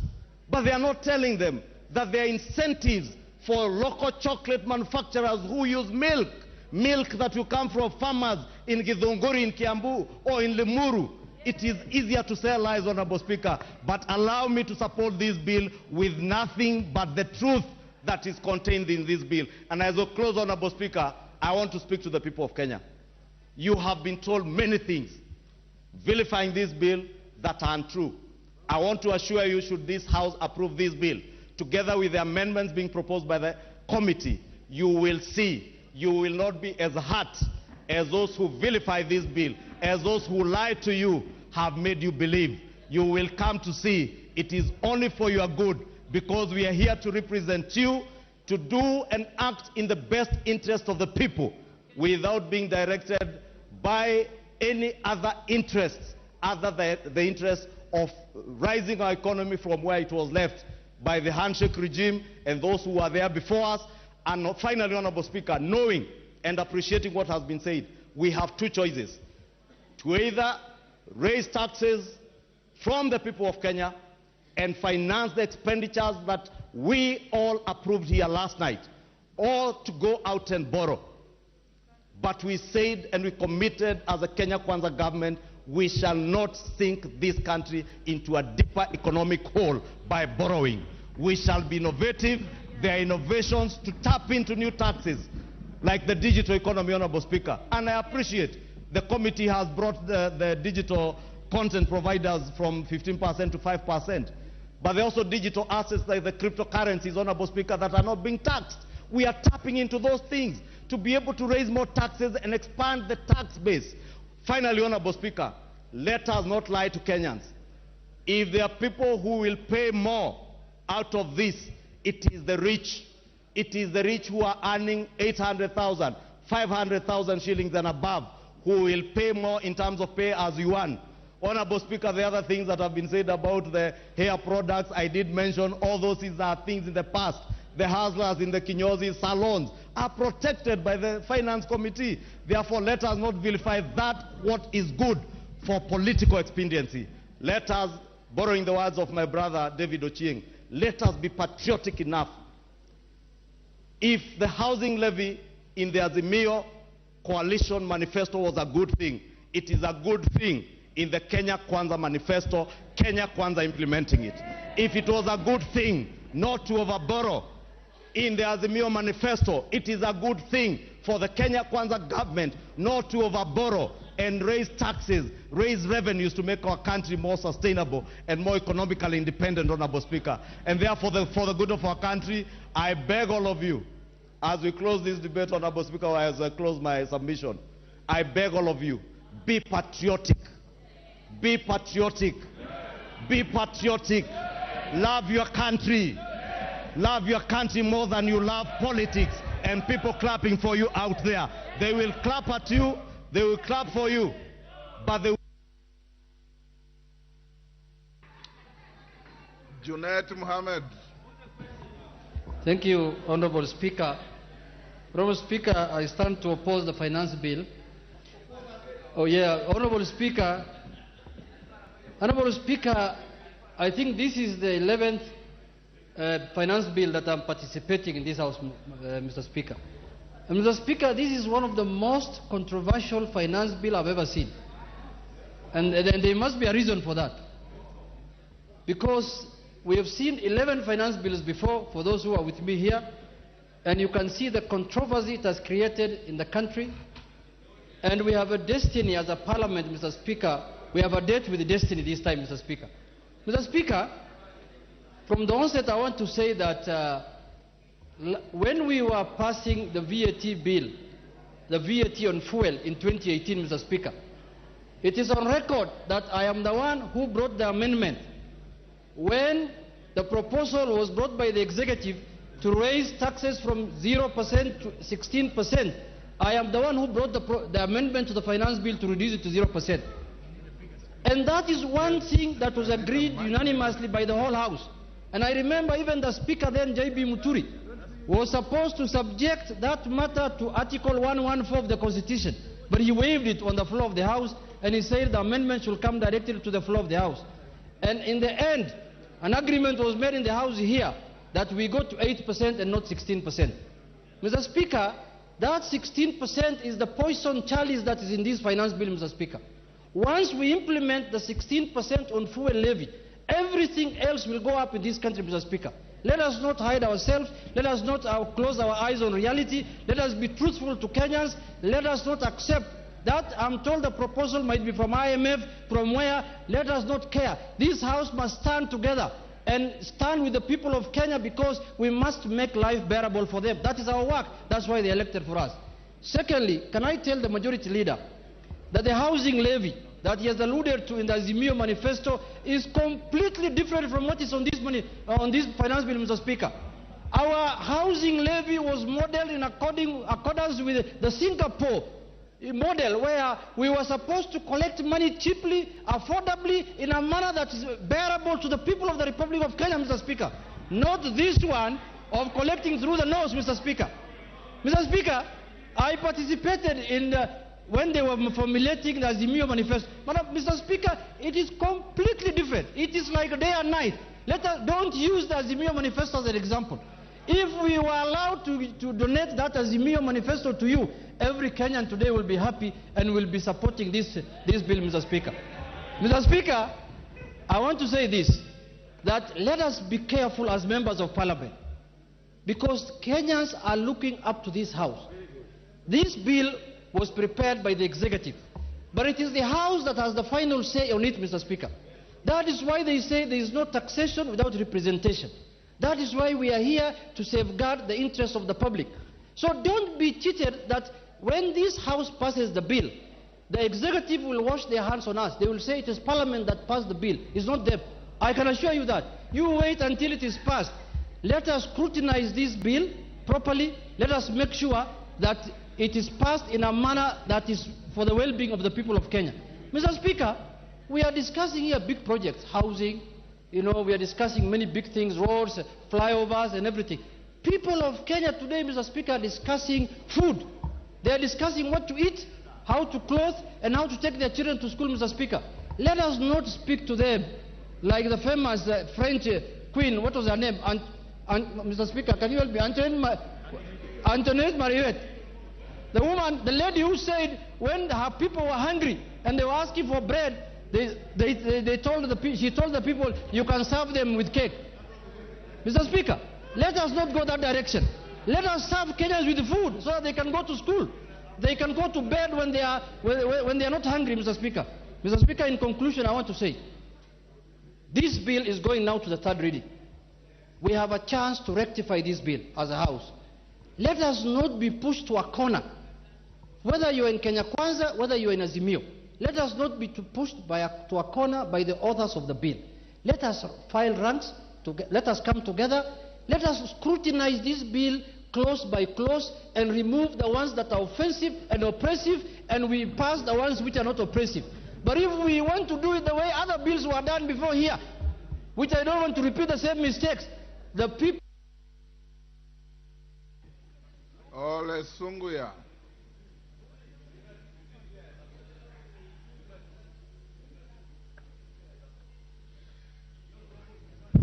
Thank you, Mr. Speaker.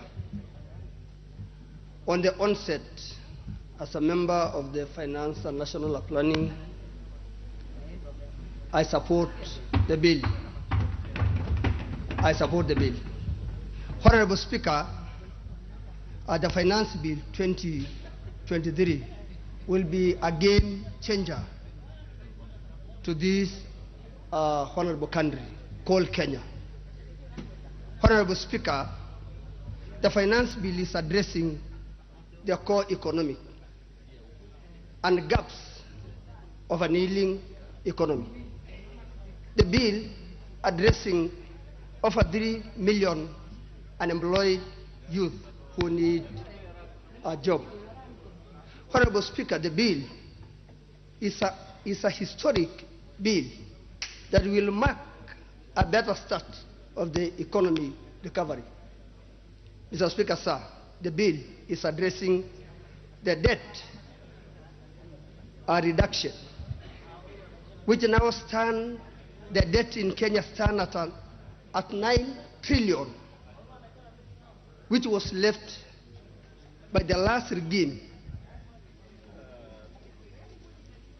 Mr. Speaker, our project was stalled, and men and women of the last regime put the money on their pocket instead of our projects.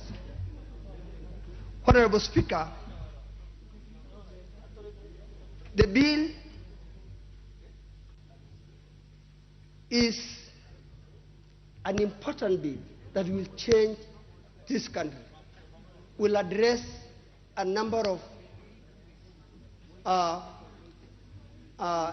education of millions of people and students that are unsheltered. Millions of Kenyans to finance the roads, to finance millions of people of Kenya who are thirsty. Mr. Speaker, I stand to say that this finance bill will address many gaps through even CDS, that a number of things and health need to be addressed. I stand to say that this bill must be passed. Thank you, Honorable Speaker. Mama Zamzam.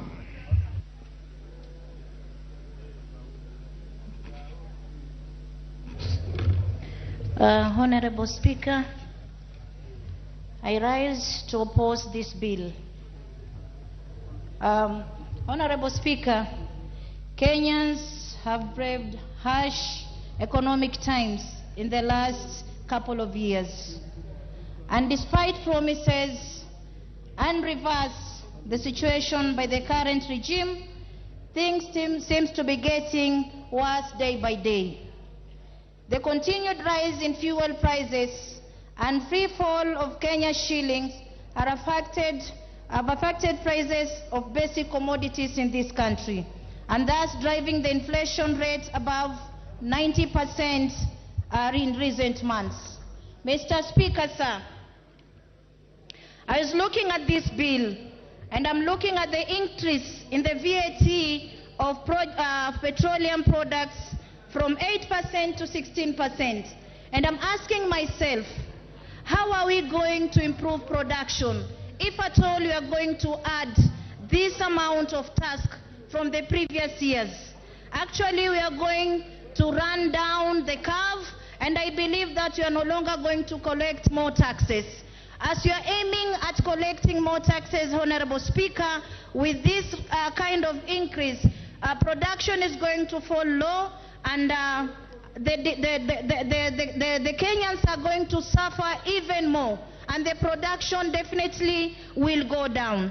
Mr. Speaker, sir, introduction of Kenya shillings 5 excise duty per sugar, per 1 kilogram of sugar, will also affect our people, given that we are currently buying sugar at 250 per kg. You can imagine adding more 5 bob on sugar is going to affect our people, Mr. Speaker. This is not a bill for Kenya Kwanza. It's not a bill for Azimio. It is a bill for the people of this country. And someone was asking, what can we do to improve our economy?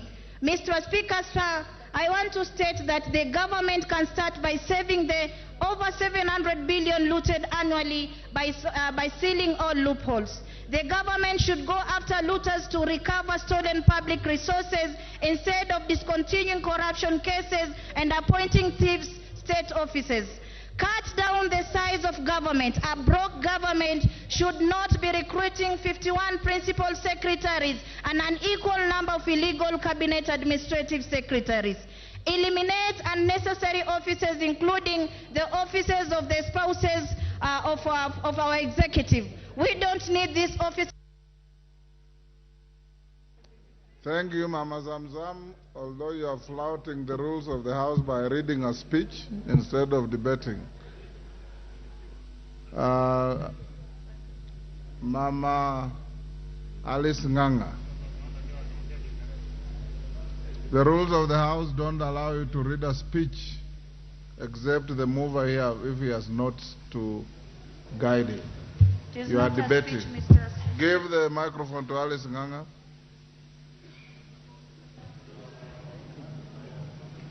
What's the problem? Huh?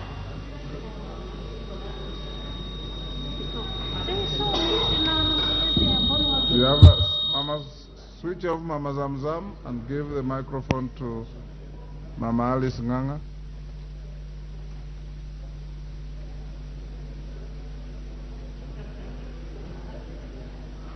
Give her a portable microphone if you are not able to give her. Thank you very much, Honorable Speaker. I rise to support the Finance Bill 2023. Honorable Speaker, I want to go on record today that we are leaders and we came here to this Parliament to guide those people who gave us position to come and represent them here. And it is always good to show them the way, Honorable Speaker.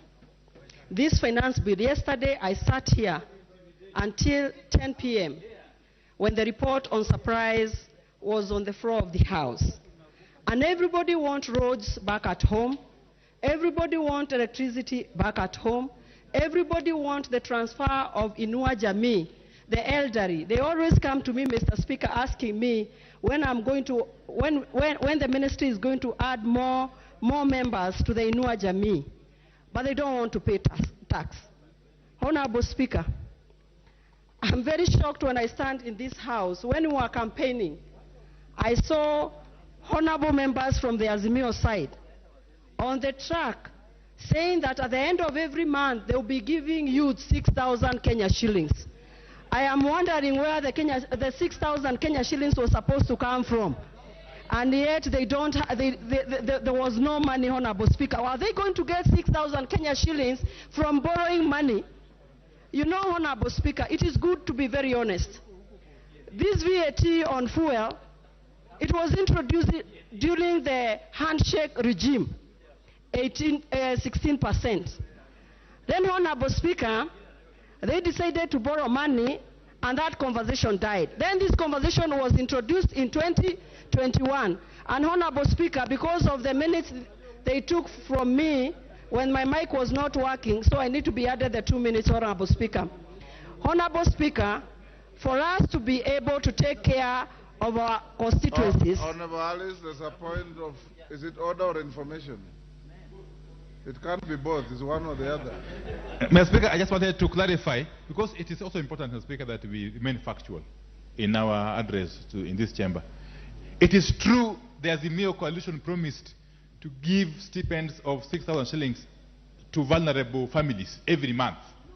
That money was going to come from savings realized from dealing with corruption head-on, Mr. Speaker. You are properly guided. Thank you. Honorable Speaker, no wonder I thank Kenyans. They were good enough to see the Azimio coalition were not serious, Honorable Speaker. And that's why they gave the Kenya Kwanza government an opportunity to take.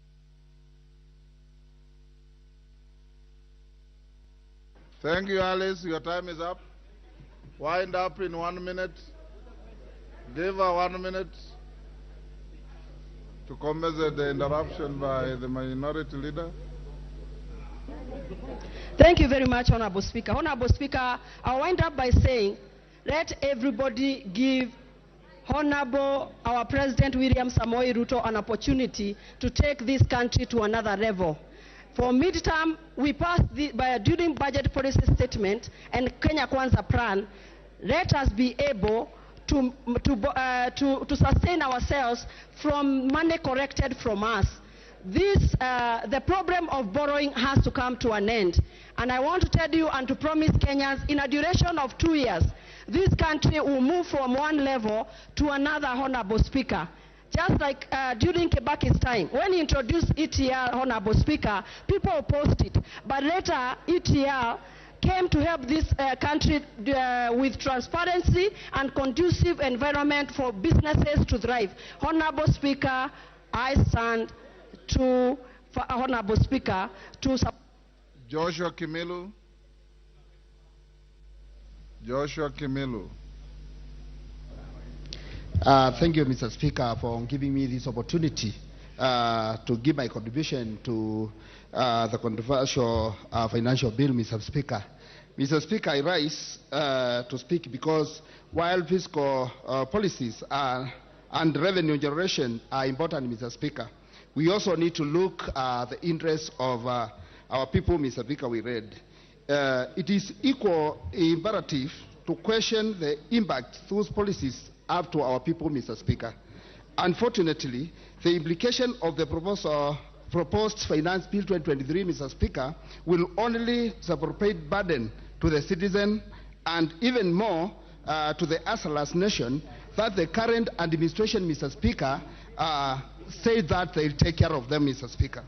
Mr. Speaker, the issue of house levy, Mr. Speaker, it is very important, Mr. Speaker, for the nation to give the Kenyans options to build the houses or to do what they can do through their contribution voluntarily to do their houses, Mr. Speaker. Honorable Speaker, Kenyans are proactive people, Mr. Speaker.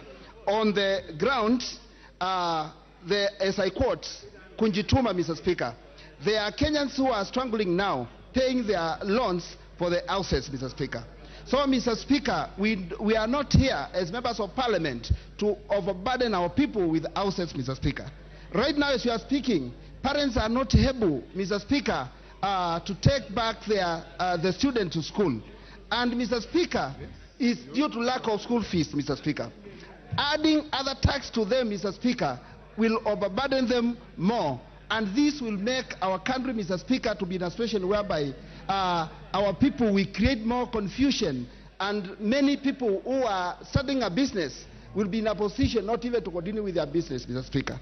So, Mr. Speaker, I take this opportunity and I represent my people from Haiti, who I represent here, Mr. Speaker, to say no to this financial bill. Thank you. Mwangi Kinjuri.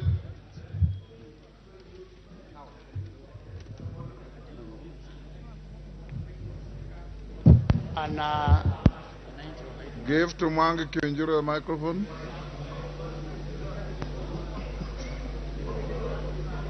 Give him the next, move to the next one.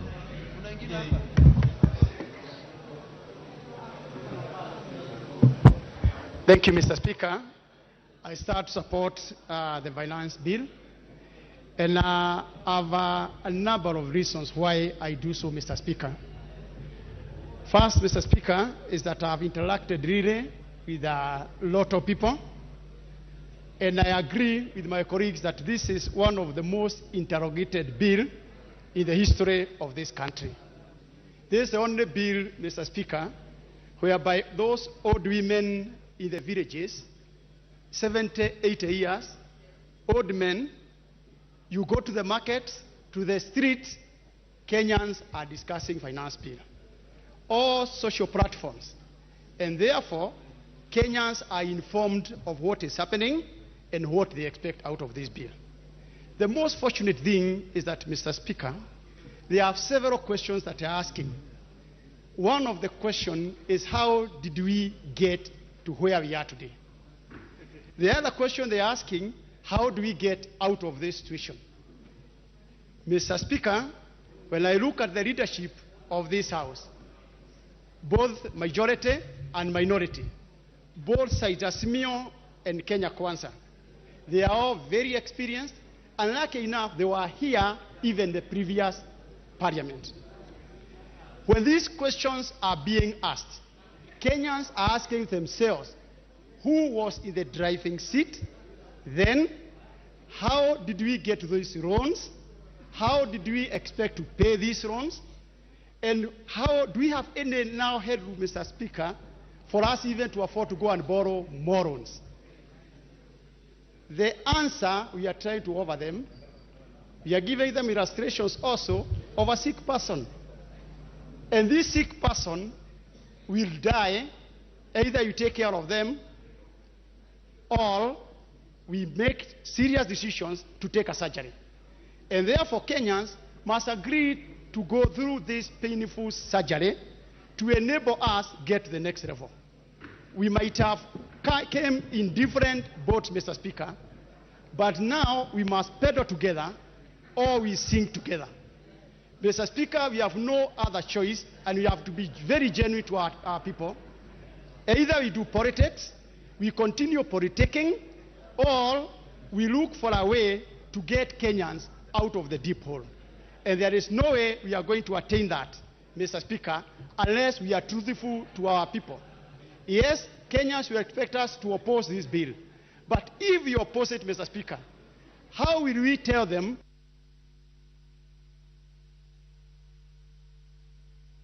Your time is up, Kinjuri. Umulkhair.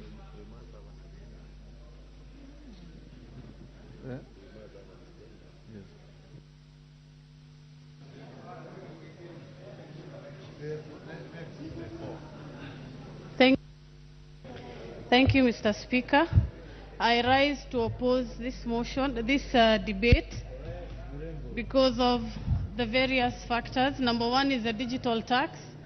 As a youth representative in this House, it is not fair to young people who have turned out to be content creators to be taxed. The government tells them there are no jobs, but when they create jobs, we are busy taxing them, especially on the digital space. For that reason, I am not for this. Number two is the issue on the housing levy. Where I come from, as at yesterday, we lost 8 young officers along the roads of Ijara and Bodai because we don't have roads. For the longest time, these same people have been paying taxes, but we have not given them roads.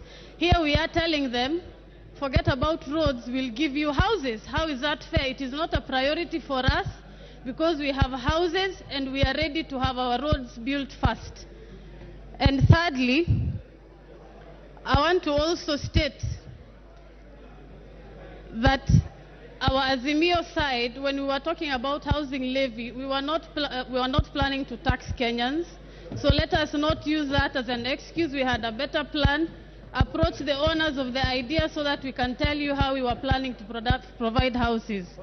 And on my final remarks, as a Muslim leader, this is unfair. It is not fair to provide all these burdens for Kenyans. And without fear of intimidation, if we are to go to the ballot today, Kenya Kwanza leaders are going to see what Azimio One Touch saw in 1906. That finance bill is going to fail, and it is not going to be an honest point because we know where you stand. You are only scared to come out. Thank you, Mr. Speaker. Your time is up. Didimas.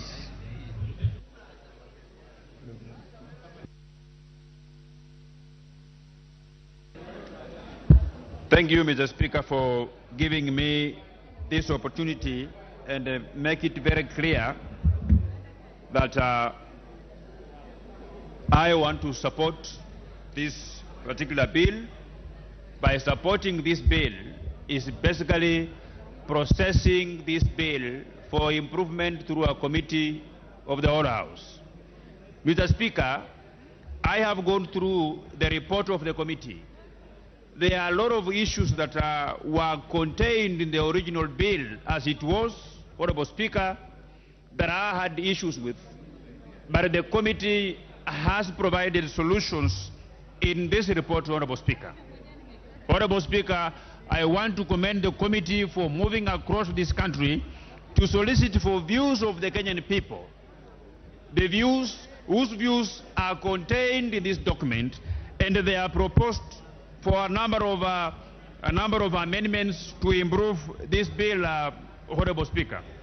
Honorable Speaker, I am particularly happy because we have very many people who are misleading Kenyans that the reduction of tax on spare parts that are used in aviation, in aircraft, that they were going to benefit the rich people, but the reduction of taxes on aeroplane spare parts is going to bring back the business of aircraft maintenance back into this country, and this is going to create very many jobs that are going to assist our people going forward, Honorable Speaker.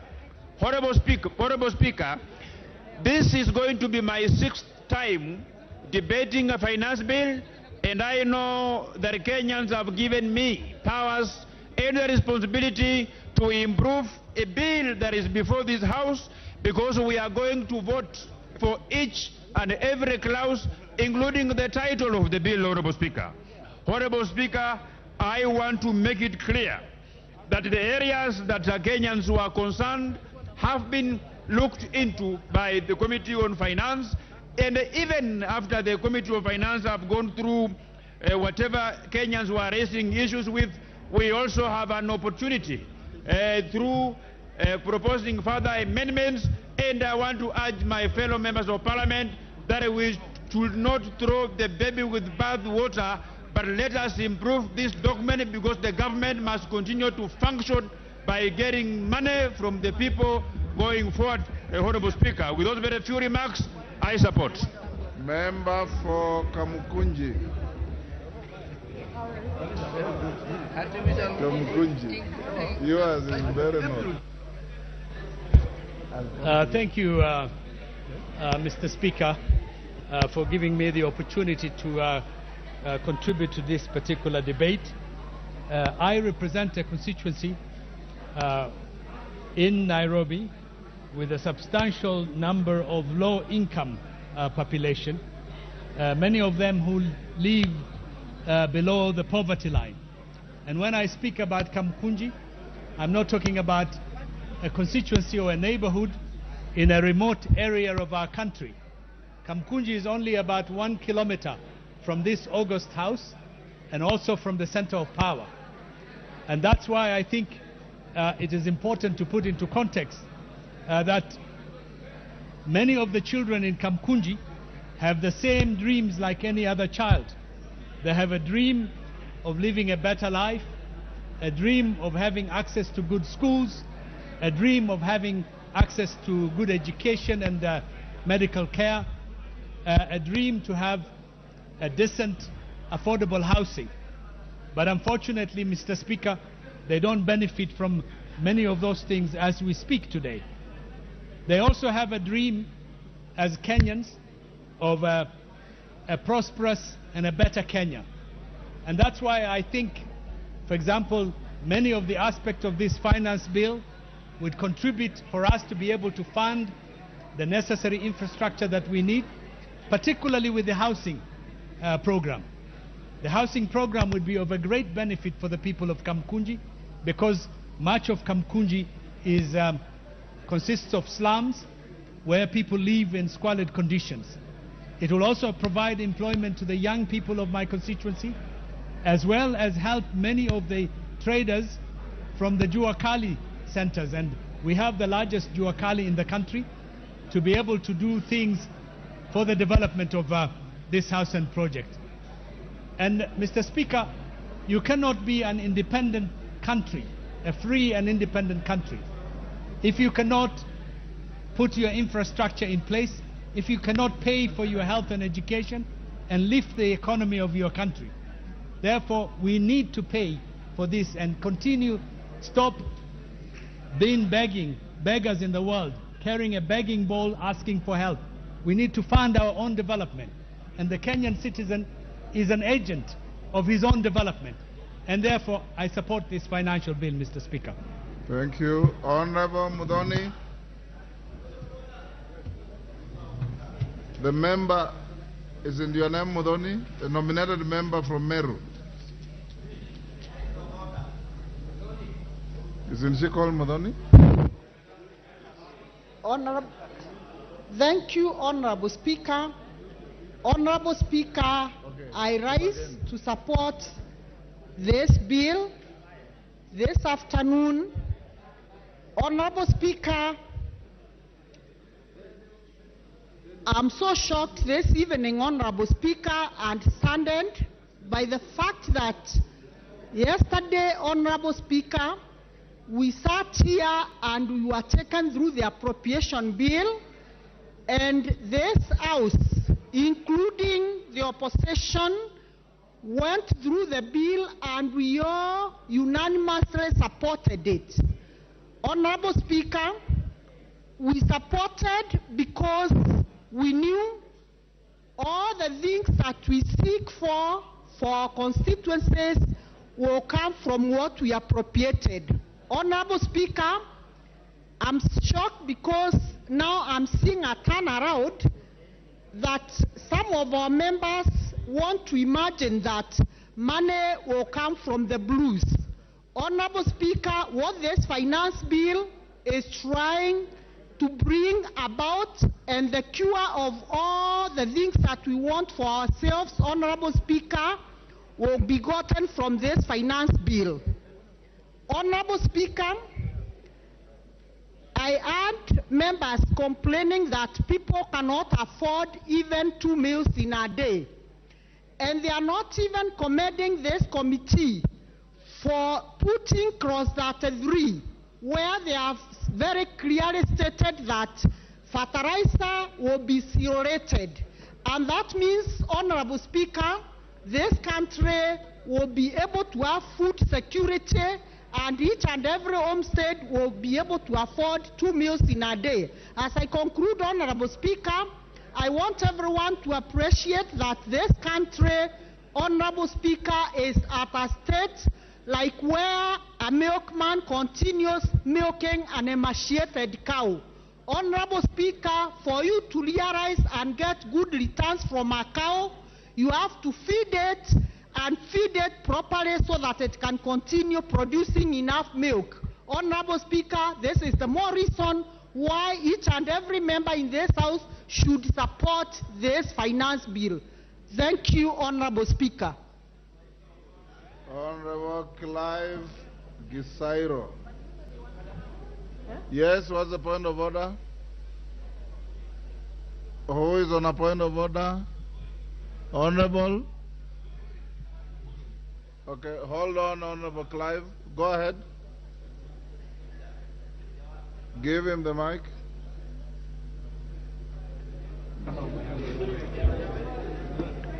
Thank you, Honorable Speaker. I'm rising for a point of order. Number 95, you call the mover to reply. Thank you, Honorable Speaker.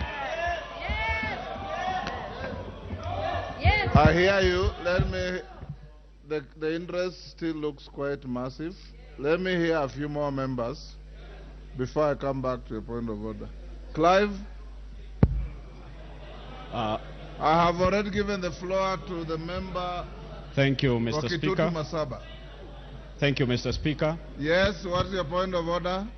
Order, Clive. Mheshimiwa Spika, mimi umenionea. Nilikuwa namba 22 katika bodi yako.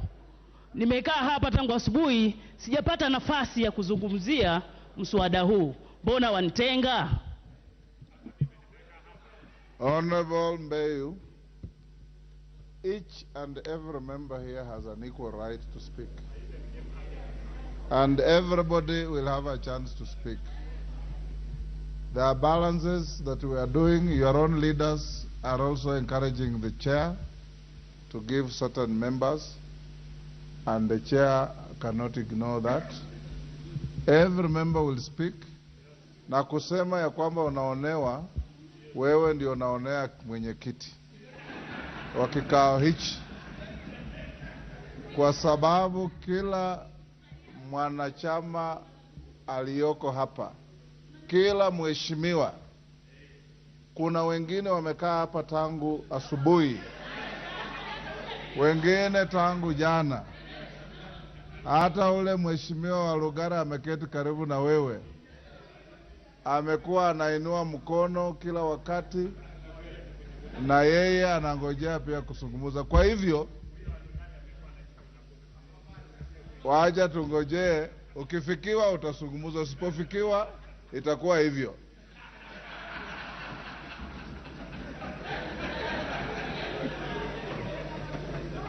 Clive, give the mic. Thank you, Mr. Speaker, for giving me this opportunity, and I stand up to oppose this motion, and mainly on two areas. Number one, the housing levy. Mr. Speaker, we will be lying to the nation that suddenly we'll start building homes for the poor, that you will tax different people and build homes for different people.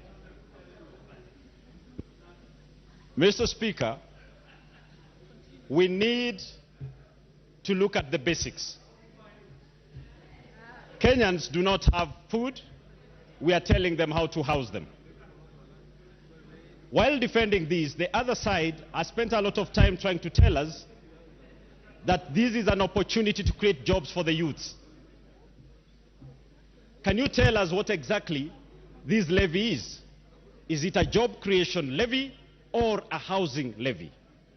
We've changed it from a contribution to a levy, moved it from a provision whereby we are going to have, after 7 years, the contributors had a way out or to stay in clause. Now it's a levy which makes it a tax generally. Mr. Speaker, that side, as they sit there, they are at pains. They are trying to convince Kenyans they are unconvincible. They are telling us that it's us who are trying to explain to the masses. The masses are not illiterate. We are here defending the teacher who can read and understand. We are here to defend the policeman. As you sit here, some of the members who even work in this parliament are broke. They do not need these additional taxes. Mr. Speaker, the second item is on the tax on petroleum products. By them saying that it was members from this side who are busy pushing for 16% and they made it 8%, now it's time to move it to 16%, that is wrong. The moment we tax petroleum more, the border will be out of business, and you saying you'll provide for them electric bikes, you are lying to them, because electricity currently as it is, for 1,000 shillings electricity bill when you buy tokens, 130 is petroleum charge. You cannot even afford to charge that bike you're telling them. Mr. Speaker, I stand to oppose this, and that side, let us focus on how to provide jobs to Kenyans and not building jobs, because they are not there. You are lying to Kenyans. I oppose this bill. Honorable Wamchomba.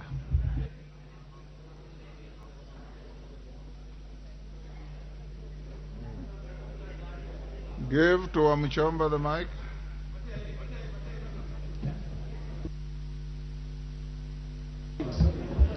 Thank you, Mr. Speaker.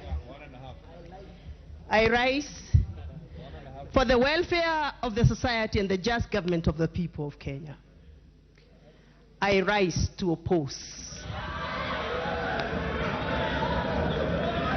For the welfare of the people of Kenya, that qualifies them to eat well, eat a meal or 3 meals a day.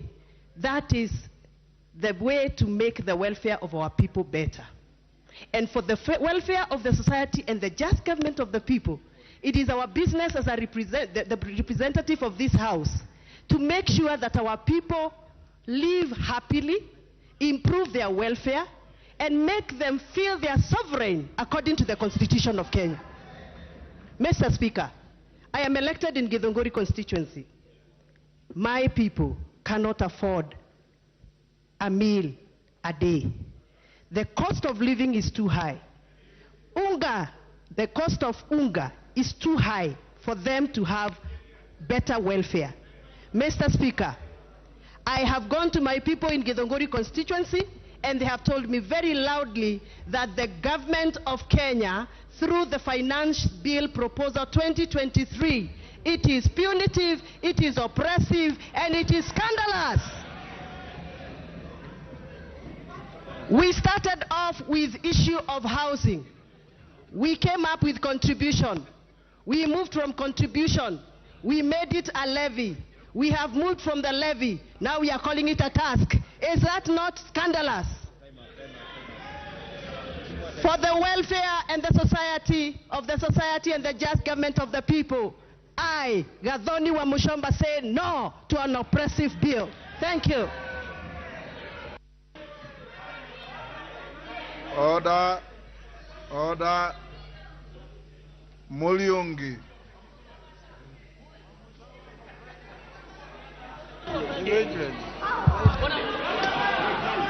Thank you, Mr. Speaker. I rise to oppose the finance bill from the onset. Mr. Speaker, the finance bill goes against the wills and expectations of poor Kenyans, and I agree with my predecessor who has just spoken that this bill is insensitive to Kenyans because it proposes to overtax the already burdened Kenyans. Mr. Speaker, Kenyans expected a bottom-up economic model which would put money into the pockets of people, the hustlers, and reduce the cost of living, among others. Mr. Speaker, instead of these expectations, Kenyans are experiencing increased cost of living. Order, Mulyungi. Honorable Kagombe. Can I hear your point of order? Mr. Speaker, I rise on standing order number 80. It is against the tradition of this House and the rules of this House to read a speech, not unless it has been expressly granted by the Speaker. The honorable member on the floor is reading from a material that he has word for word. Is it acceptable? This is a house of debate, and Mr. Speaker, we are supposed to come here and debate. You cannot bring materials and import materials from other places and bring them here to Speaker to debate. And you're a ranking member, Mr. Speaker. Please, rule him out of order. Order, honorable members. Honorable Mulyungi, you have been here long enough. You heard me caution Honorable Zamzam for reading a speech. Debate time is debate time. You can use notes as aid memoir, but you cannot read a speech in a debate. If you are reading a speech, desist, I had not noticed. Go on. Mr. Speaker, I went to school. And I'm not an idiot. I'm looking at this report, and I have to refer to it. So when my eyes look down, that member should not say I'm reading a speech. And I'll continue to look down. Mr. Speaker, he is not my equivalent. Yeah? I'm the one who designed this chamber. Mr. Speaker. Order. Mr. Speaker. Order. Honorable Mulyungi. Honorable Mulyungi, I don't think Honorable Kagombe, sit down. I don't think Honorable Kagombe was malicious in that point of order. He perceived you to be reading, and I just told you if you are reading, it is wrong. If you are not reading, you ignore it and carry on. You don't have to get agitated. These are your colleagues.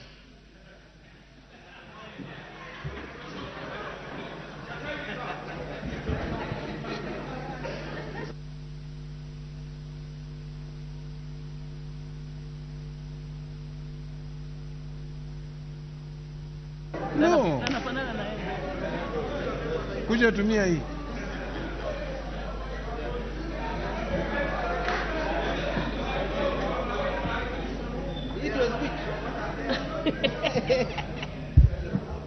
Mr. Speaker, I think there are people here who have nothing to do. Mr. Speaker, I have risen to oppose this bill vehemently. Because Kenya Kwanza promised to put money in the pockets of Kenyans. They promised to put money in the pockets of hustlers, the mamamboga, the boda. Instead of doing that, they are taking that money from their pockets to State House. Mr. Speaker, anything that overburdens the people of Mwingi Central, which I represent, I will oppose it till I die. Mr. Speaker. And you have seen even from the government side, they are also opposing. Why are they doing it? Yeah? So, Mr. Speaker, Kenya Kwanza, instead of overtaxing Kenyans, they should look at better ways. Yeah, better ways. That's what you wanted to do. So that, yeah. That's what you wanted me to do. Look at better ways of raising money. Instead of putting tax on unga, putting tax on fuel, which is going to increase bus fare, border fare, and increase even the cost of living for that border. And the mamamboga, who Kenya Kwanza promised to put money in their pockets, and now they are taking that money away from them. Therefore, Mr. Speaker, I vehemently oppose the finance bill. Thank you. Kangoko Bowen.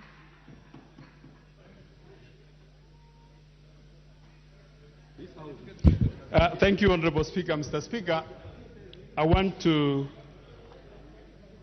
support the bill. Mr. Speaker, taxation is the only the principal source of revenue in all government in the world. There is no any other source of revenue for governments. Mr. Speaker, having said that, Mr. Speaker, if you look in the last regime, the handshake government, Mr. Speaker, we overborrowed. They were overborrowed, they were overspent, and now even our credit worthiness as a country, we cannot borrow anymore. Mr. Speaker, I want to talk about the issue of the 16% on petroleum. Mr. Speaker, many of us, and there are quite a number of members of parliament who are here in the 12th parliament. On that first August, on Wednesday, Honorable Speaker, we sat here as members of parliament to postpone or to delay the 16%, the effective date which was supposed to start on September 2018, 1st September. And that 16%, Mr. Speaker, was carried forward. Mr. Speaker, I want to tell the honorable members here, the 16% on the fuel levy, it is not a new tax. It's been there before. It's been there before, and it is now, we are just standardizing it now. Mr. Speaker, on the issue of the housing, Mr. Speaker, according to the Kenya Bureau of Statistics, 38% of Kenyans currently live in urban areas. And we are looking at, in 2050, almost 70%, 68 to 70% of Kenyans will be living in urban areas. Mr. Speaker, the housing tax is very important because we don't want to be a country of slums. We don't want to create slums everywhere in our country. We need to provide a decent housing for our people. Mr. Speaker, I want to ask colleagues not to debate these issues outside there. Let them read the bill, get to understand when it comes to the time of House of Supply, they bring the necessary amendment and we are able to debate as members of parliament. I support Honorable Speaker. Thank you. Nabwera Nabi.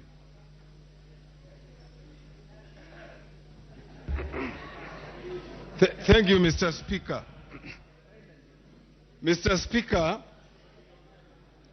I raise to oppose based on the constitution of this country. Article 1 of the constitution of this country provides all sovereign power belongs to the people of Kenya and shall be exercised only in accordance with this constitution. We took an oath here, Mr. Speaker. We did not take an oath to lie. We took an oath to defend the constitution. The first thing I looked at when I read the report of the committee was to look at, Mr. Speaker, the petitions I am aware of from Kupet, from NAT, from other people, including farmers in my constituency. They are not attached. That shows that the committee in itself did not do a just job. Secondly, Mr. Speaker, Article 201 of this constitution says the following principles shall guide all aspects of public finance in the Republic. A, there shall be openness and accountability, including public participation in financial matters. The people of Kenya have spoken in public forums and said this finance bill is oppressive. As a parliament, we are left with one thing to do. To relook at it and say, this one, wamekataa, can we give them what they want? Mr. Speaker, I want to help my colleagues. Is it true that there are no other ways to raise the money? The answer is no. I serve in the Public Accounts Committee, Mr. Speaker. And if we were just to close the taps of pilferage, we raise 600 billion shillings, the money we are looking for. Mr. Speaker, where is it in this world that you can milk a cow you have not fed? What we are attempting to do with this finance bill is to milk a cow that we have not fed. Thank you, Mr. Speaker. Okay.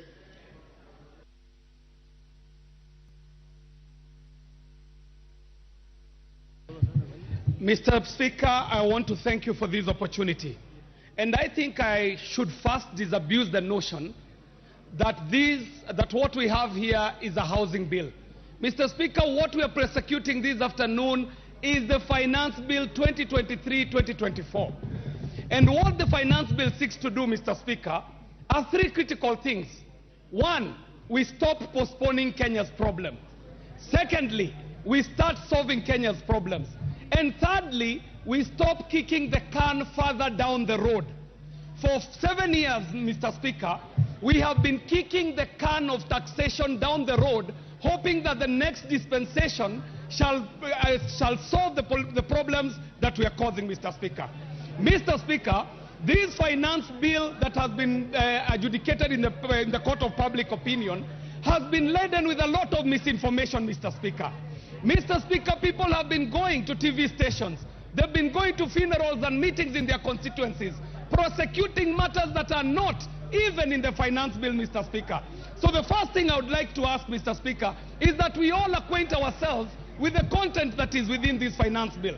As we talk about one or two taxes that are going to be raised, Mr. Speaker, we should also be talking about the 21 odd taxes that are due for reduction, Mr. Speaker. Mr. Speaker, Kenya has obligations. Obligation number one, we have to pay our international obligations in terms of debt, Mr. Speaker.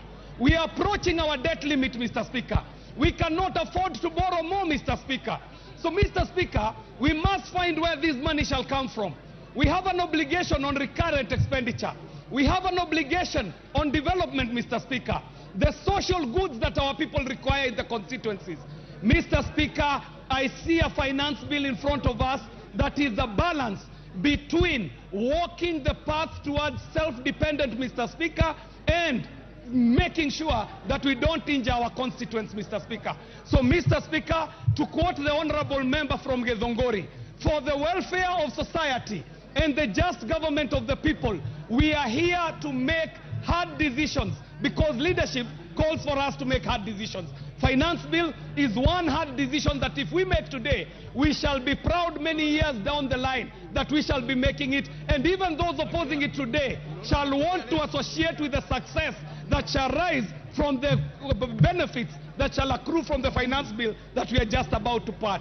Mr. Speaker, we are here to debate the finance bill and not the housing bill, and for the sake of the content creators in this country, Mr. Speaker, I support the 5% reduction on our content creation taxes, and Mr. Speaker, I support the finance.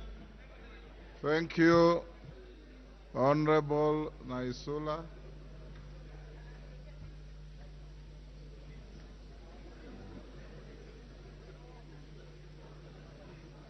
Thank you, Mr. Speaker. I rise to oppose the finance bill that is in front of us, Mr. Speaker. And I just want to say that I am actually amused by my colleagues from the other side of Kenya Kwanza, whom during their campaigns were insisting on the issue of listening to the hustlers and listening to the ground. If anything, they coined the phrase, tunasikiza ground. I am actually surprised that after they have won the election, the ground does not seem to matter and those people do not seem to matter. And I just want to warn them that if you do not listen to the ground right now, kitawaramba when the time actually comes. Mr. Speaker, personally, I have listened to my ground and the people who sent me to the August House, and they have told me vehemently that you have to oppose the finance bill, especially on the issue of the housing tax. It started as a levy, it looked like a SACCO, it looked like a chama, now it is a tax. And they have told me that the people of Samburu West are interested in their security, they are interested in them having an environment where they can live peacefully, and they are not interested in the 1.5% tax on housing, Mr. Speaker. The second thing, Mr. Speaker, and I don't know why we're even focusing so much on the housing tax, it is on the issue of the 16% on the fuel levy, Mr. Speaker. In the last parliament, we came together in this house and we actually opposed the 16% rise on the fuel levy. And I just want to tell the same hustlers who have been forgotten that once the 16% fuel levy is increased, they will really feel the pinch, because the cost of living will actually go up, and even the cost of manufacturing in this country, Mr. Speaker, will go up. We are saying we are creating jobs, but if the manufacturers and the investors will run away from this country, Mr. Speaker, how will we be making, or how will we be creating employment in this house, in this country, Mr. Speaker? And so I just want to say that I oppose, and it's even contradictory when some leaders go out there and say that you cannot tax your people to development or overburden them with the tax, but at the same time bring the bill. The last thing, Mr. Speaker, the same leaders who are on the other side were the ones who are opposing everything that the previous regime was doing, but they are doing the same things and bringing the same proposals into this house. We know you want to do it in your first year and your second years, and go out and again lure and lie to John Waluke.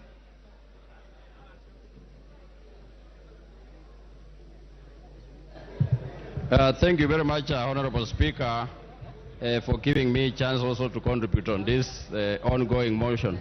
Mr. Speaker, I rise to support this bill. Mr. Speaker, even if it was the Right Honorable Amolo Odinga himself to run and stabilize a government like this one of ours, he was to do the same. Mr. Speaker, the House levy was his first choice when we were campaigning. And I'm a member of Jubilee in Azimio, Mr. Speaker. This thing started when during the time of Kibaki and the Right Honorable Raila at Langata, when they started building, putting up these houses. Mr. Speaker, to stabilize the economy, people must feel pain. And this is the pain that we are going to realize before the economy stabilized, because our economy had gone down. And I support this bill, Mr. Speaker, and urge all the members of this House to support this bill, Mr. Speaker, finance bill, so that we bring our economy back to where it is supposed to be. Thank you very much, Mr. Speaker. I support. Order, honorable members, order. Order. Honorable members, I know this is an interesting debate, but take your cool. Keep your cool.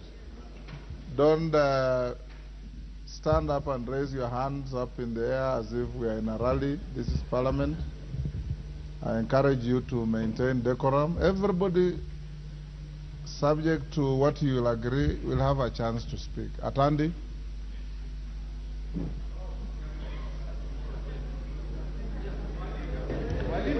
Thank you, Honorable Speaker, for the opportunity to contribute on this bill. And Honorable Speaker, from the word go, I want to say that I oppose this bill, and also to clarify, Honorable Speaker, that my beard is not artificial, my beard is natural. Honorable Speaker, I oppose this bill because, one, we are just coming back from elections, Honorable Speaker, in which the government in power promised to make life easier for Kenyans. But Honorable Speaker, if you look at this bill, section clause 33, Honorable Speaker, you will find that this bill is proposing to remove from the zero-rated position very critical items such as flour, cassava, and wheat. Honorable Speaker, when we passed tax laws in 2021 during COVID rules, we said that these items needed to be zero-rated so that they are made affordable for Kenyans. But Honorable Speaker, this bill is proposing to remove these items from zero-rating position to exempt position, making them very expensive for ordinary Kenyans. Secondly, Honorable Speaker, there is a notion which I want to dissuade, Honorable Speaker, that it is better to tax rich Kenyans more than poor Kenyans. Honorable, this notion has no grounding in economics. Because, Honorable Speaker, if you want to tax rich Kenyans, the easiest route, Honorable Speaker, is to tax expenditures or to tax their luxuries. Honorable Speaker, if I wanted to advise the government side, I would propose to them, Honorable Speaker, that they could go and tax Kenyans in their clubs. Kenyans spend so much money in their clubs where they make merry, where they spend their extra income. Therefore, Honorable Speaker, to propose that we raise pay from 35% for those who earn more than 800,000 shillings per month means that for the first time in history, Honorable Speaker, pay is going to be Kenyans are going to pay more as salaried Kenyans than corporation tax. Honorable Speaker, there is no country where corporation tax is more than is more than pay. This is going to be the first. Thirdly, Honorable Speaker, this is a government that was elected recently on the promise of making life better for Kenyans. It is very interesting, Honorable Speaker, that a government that cannot even construct simple houses for police officers, a government that cannot even pay salaries in time, is promising us that they are going to construct houses for Kenyans. This is laughable, Honorable Speaker, and I want to say that this government cannot take us as fools. Therefore, Honorable Speaker, we must reject and oppose this bill in totality. Thank you, Honorable Atandi. Honorable Naomi Wako. Honorable members, after Naomi, I will give 5, and I'm going to slash your time to 1.5 minutes each. 5, then I call the mover to reply. 5 for 1.5 minutes each. But Naomi, you'll have your 3 minutes. After that, 1.5.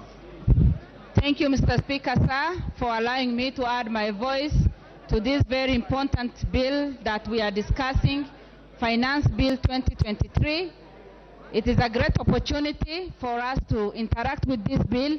And Mr. Speaker, I must say from the onset that I support the bill fully because it has more benefits for the Kenyans than the challenges that it poses. And Mr. Speaker, sir, Kenyans have suffered for so long, for many years. The challenges that the Azimio team is talking about has been there for the last many years. And the bill that is on the table today is the solution to our problems. Mr. Speaker, we must be a self-reliant government, a self-supporting government, and this bill is the only thing or the only bill that can make the difference in the situation that we are in today. And I know very well that all the members of parliament want development in their own constituencies and in their own counties, but it is unfortunate today we are fighting the bill that has all the solutions ready for us. And Mr. Speaker, when you look at the manufacturing center, it contributes to 40% of the employment and the GDP in Kenya. The committee has in its deliberation offered a number of reprieve to support the sector and in particular to local companies. And through that we will be able to employ many youths who are unemployed, we'll be able to create jobs, we'll be able to support families that have suffered for many years. Again, Mr. Speaker, under climate change, the global warming has serious effects on the entire world. But in this bill, we are providing solutions that will have some positive impact on the entire nation. And because of all that, we also see very well that education is one of the major beneficiaries. Mr. Speaker, where there is no vision, Mr. Speaker, we perish because of lack of visionary leaders. This bill provides us with all the solutions, and in order for us to overcome our current challenges, we must support And let us not be emotional, let us support. And to our team Kenya Kwanza, let us be trustworthy, let us take care of the resources that God gives us, and be good stewards. To whom much is given, much is expected. Very well. Order, members. Let's limit the movement to the Speaker's desk. Next, let's have Honorable Martin Owino. Ndewa is in the House. Proceed.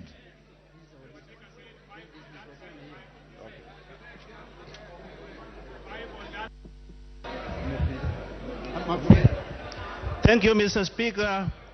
From the onset, I oppose this bill. The reason is the priority of Kenyans now is food, education, and healthcare.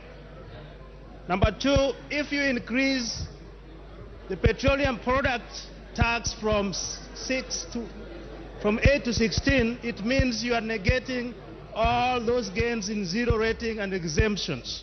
So you are cheating Kenyans. Number three, Mr. Speaker, that bill or that debt which we are saying we are looking for, if only we can sit down and seal all the loopholes, the wastages, the thefts from our coffers, we will get that 780 billion.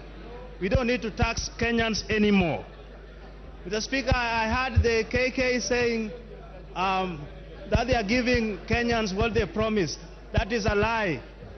Let us not lie to Kenyans.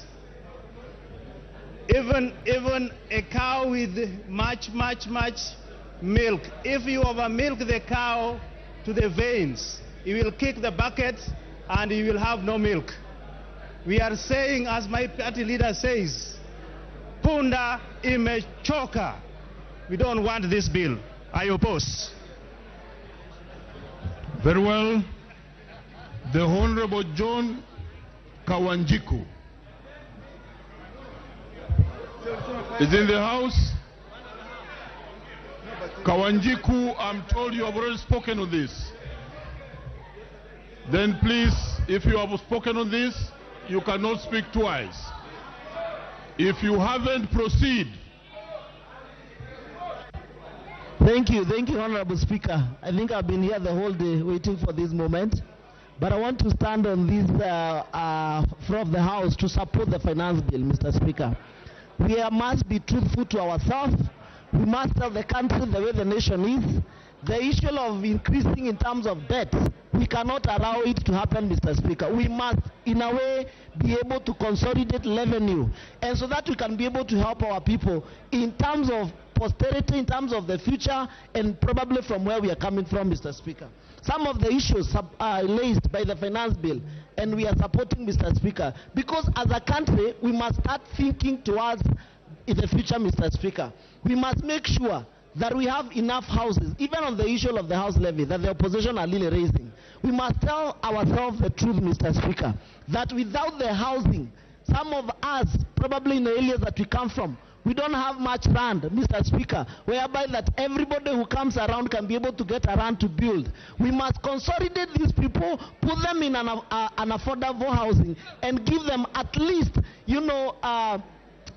dignity for their living, Mr. Speaker. Therefore, I rise to support the finance bill in totality, and even the people of Kiambaa, they told me this morning, go and support the finance bill, because there is no any other way that the government will get revenue, will implement infrastructure, will implement. Thank you. You have had your bite. The Honorable Odege. Proceed, Odege. Thank you very much, Mr. Speaker. Okay. As a career trade unionist in this country, I was instructed by the workers in the public service to come here and oppose this bill. In trade union and in our labor practice, for you to deduct the money of a worker, it must be negotiated. So this one, which is going to be deducted directly, workers in this country have said no. As Nyatike MP, who is coming from the border with Tanzania. My own constituents feed on the goods from Tanzania because goods from Kenya are more expensive.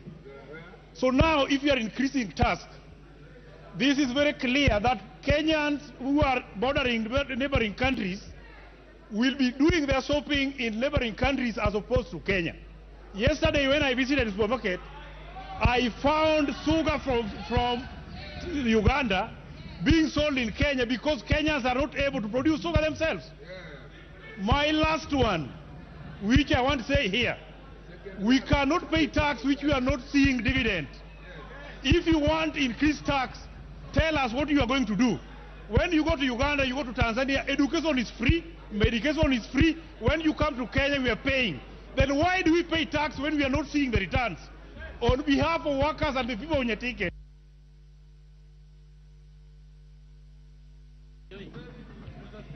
Very well. The Honorable Wanjiku Muhia.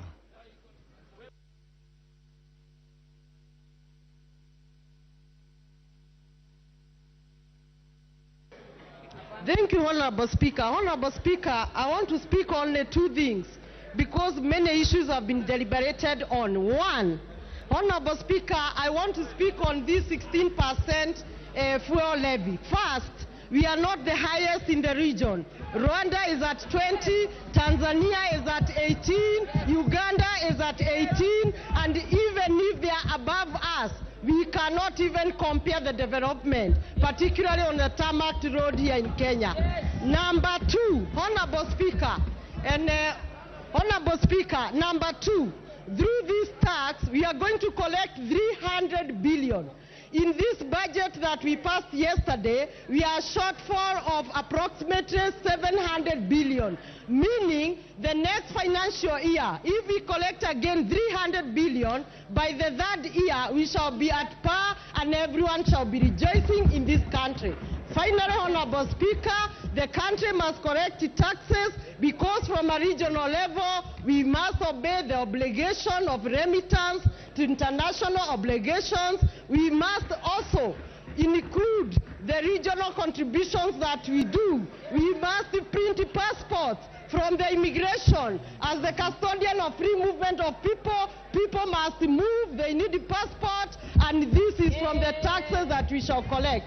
Thank you, Honorable. Thank you. Thank you, Anjiku. Professor Jaldesa.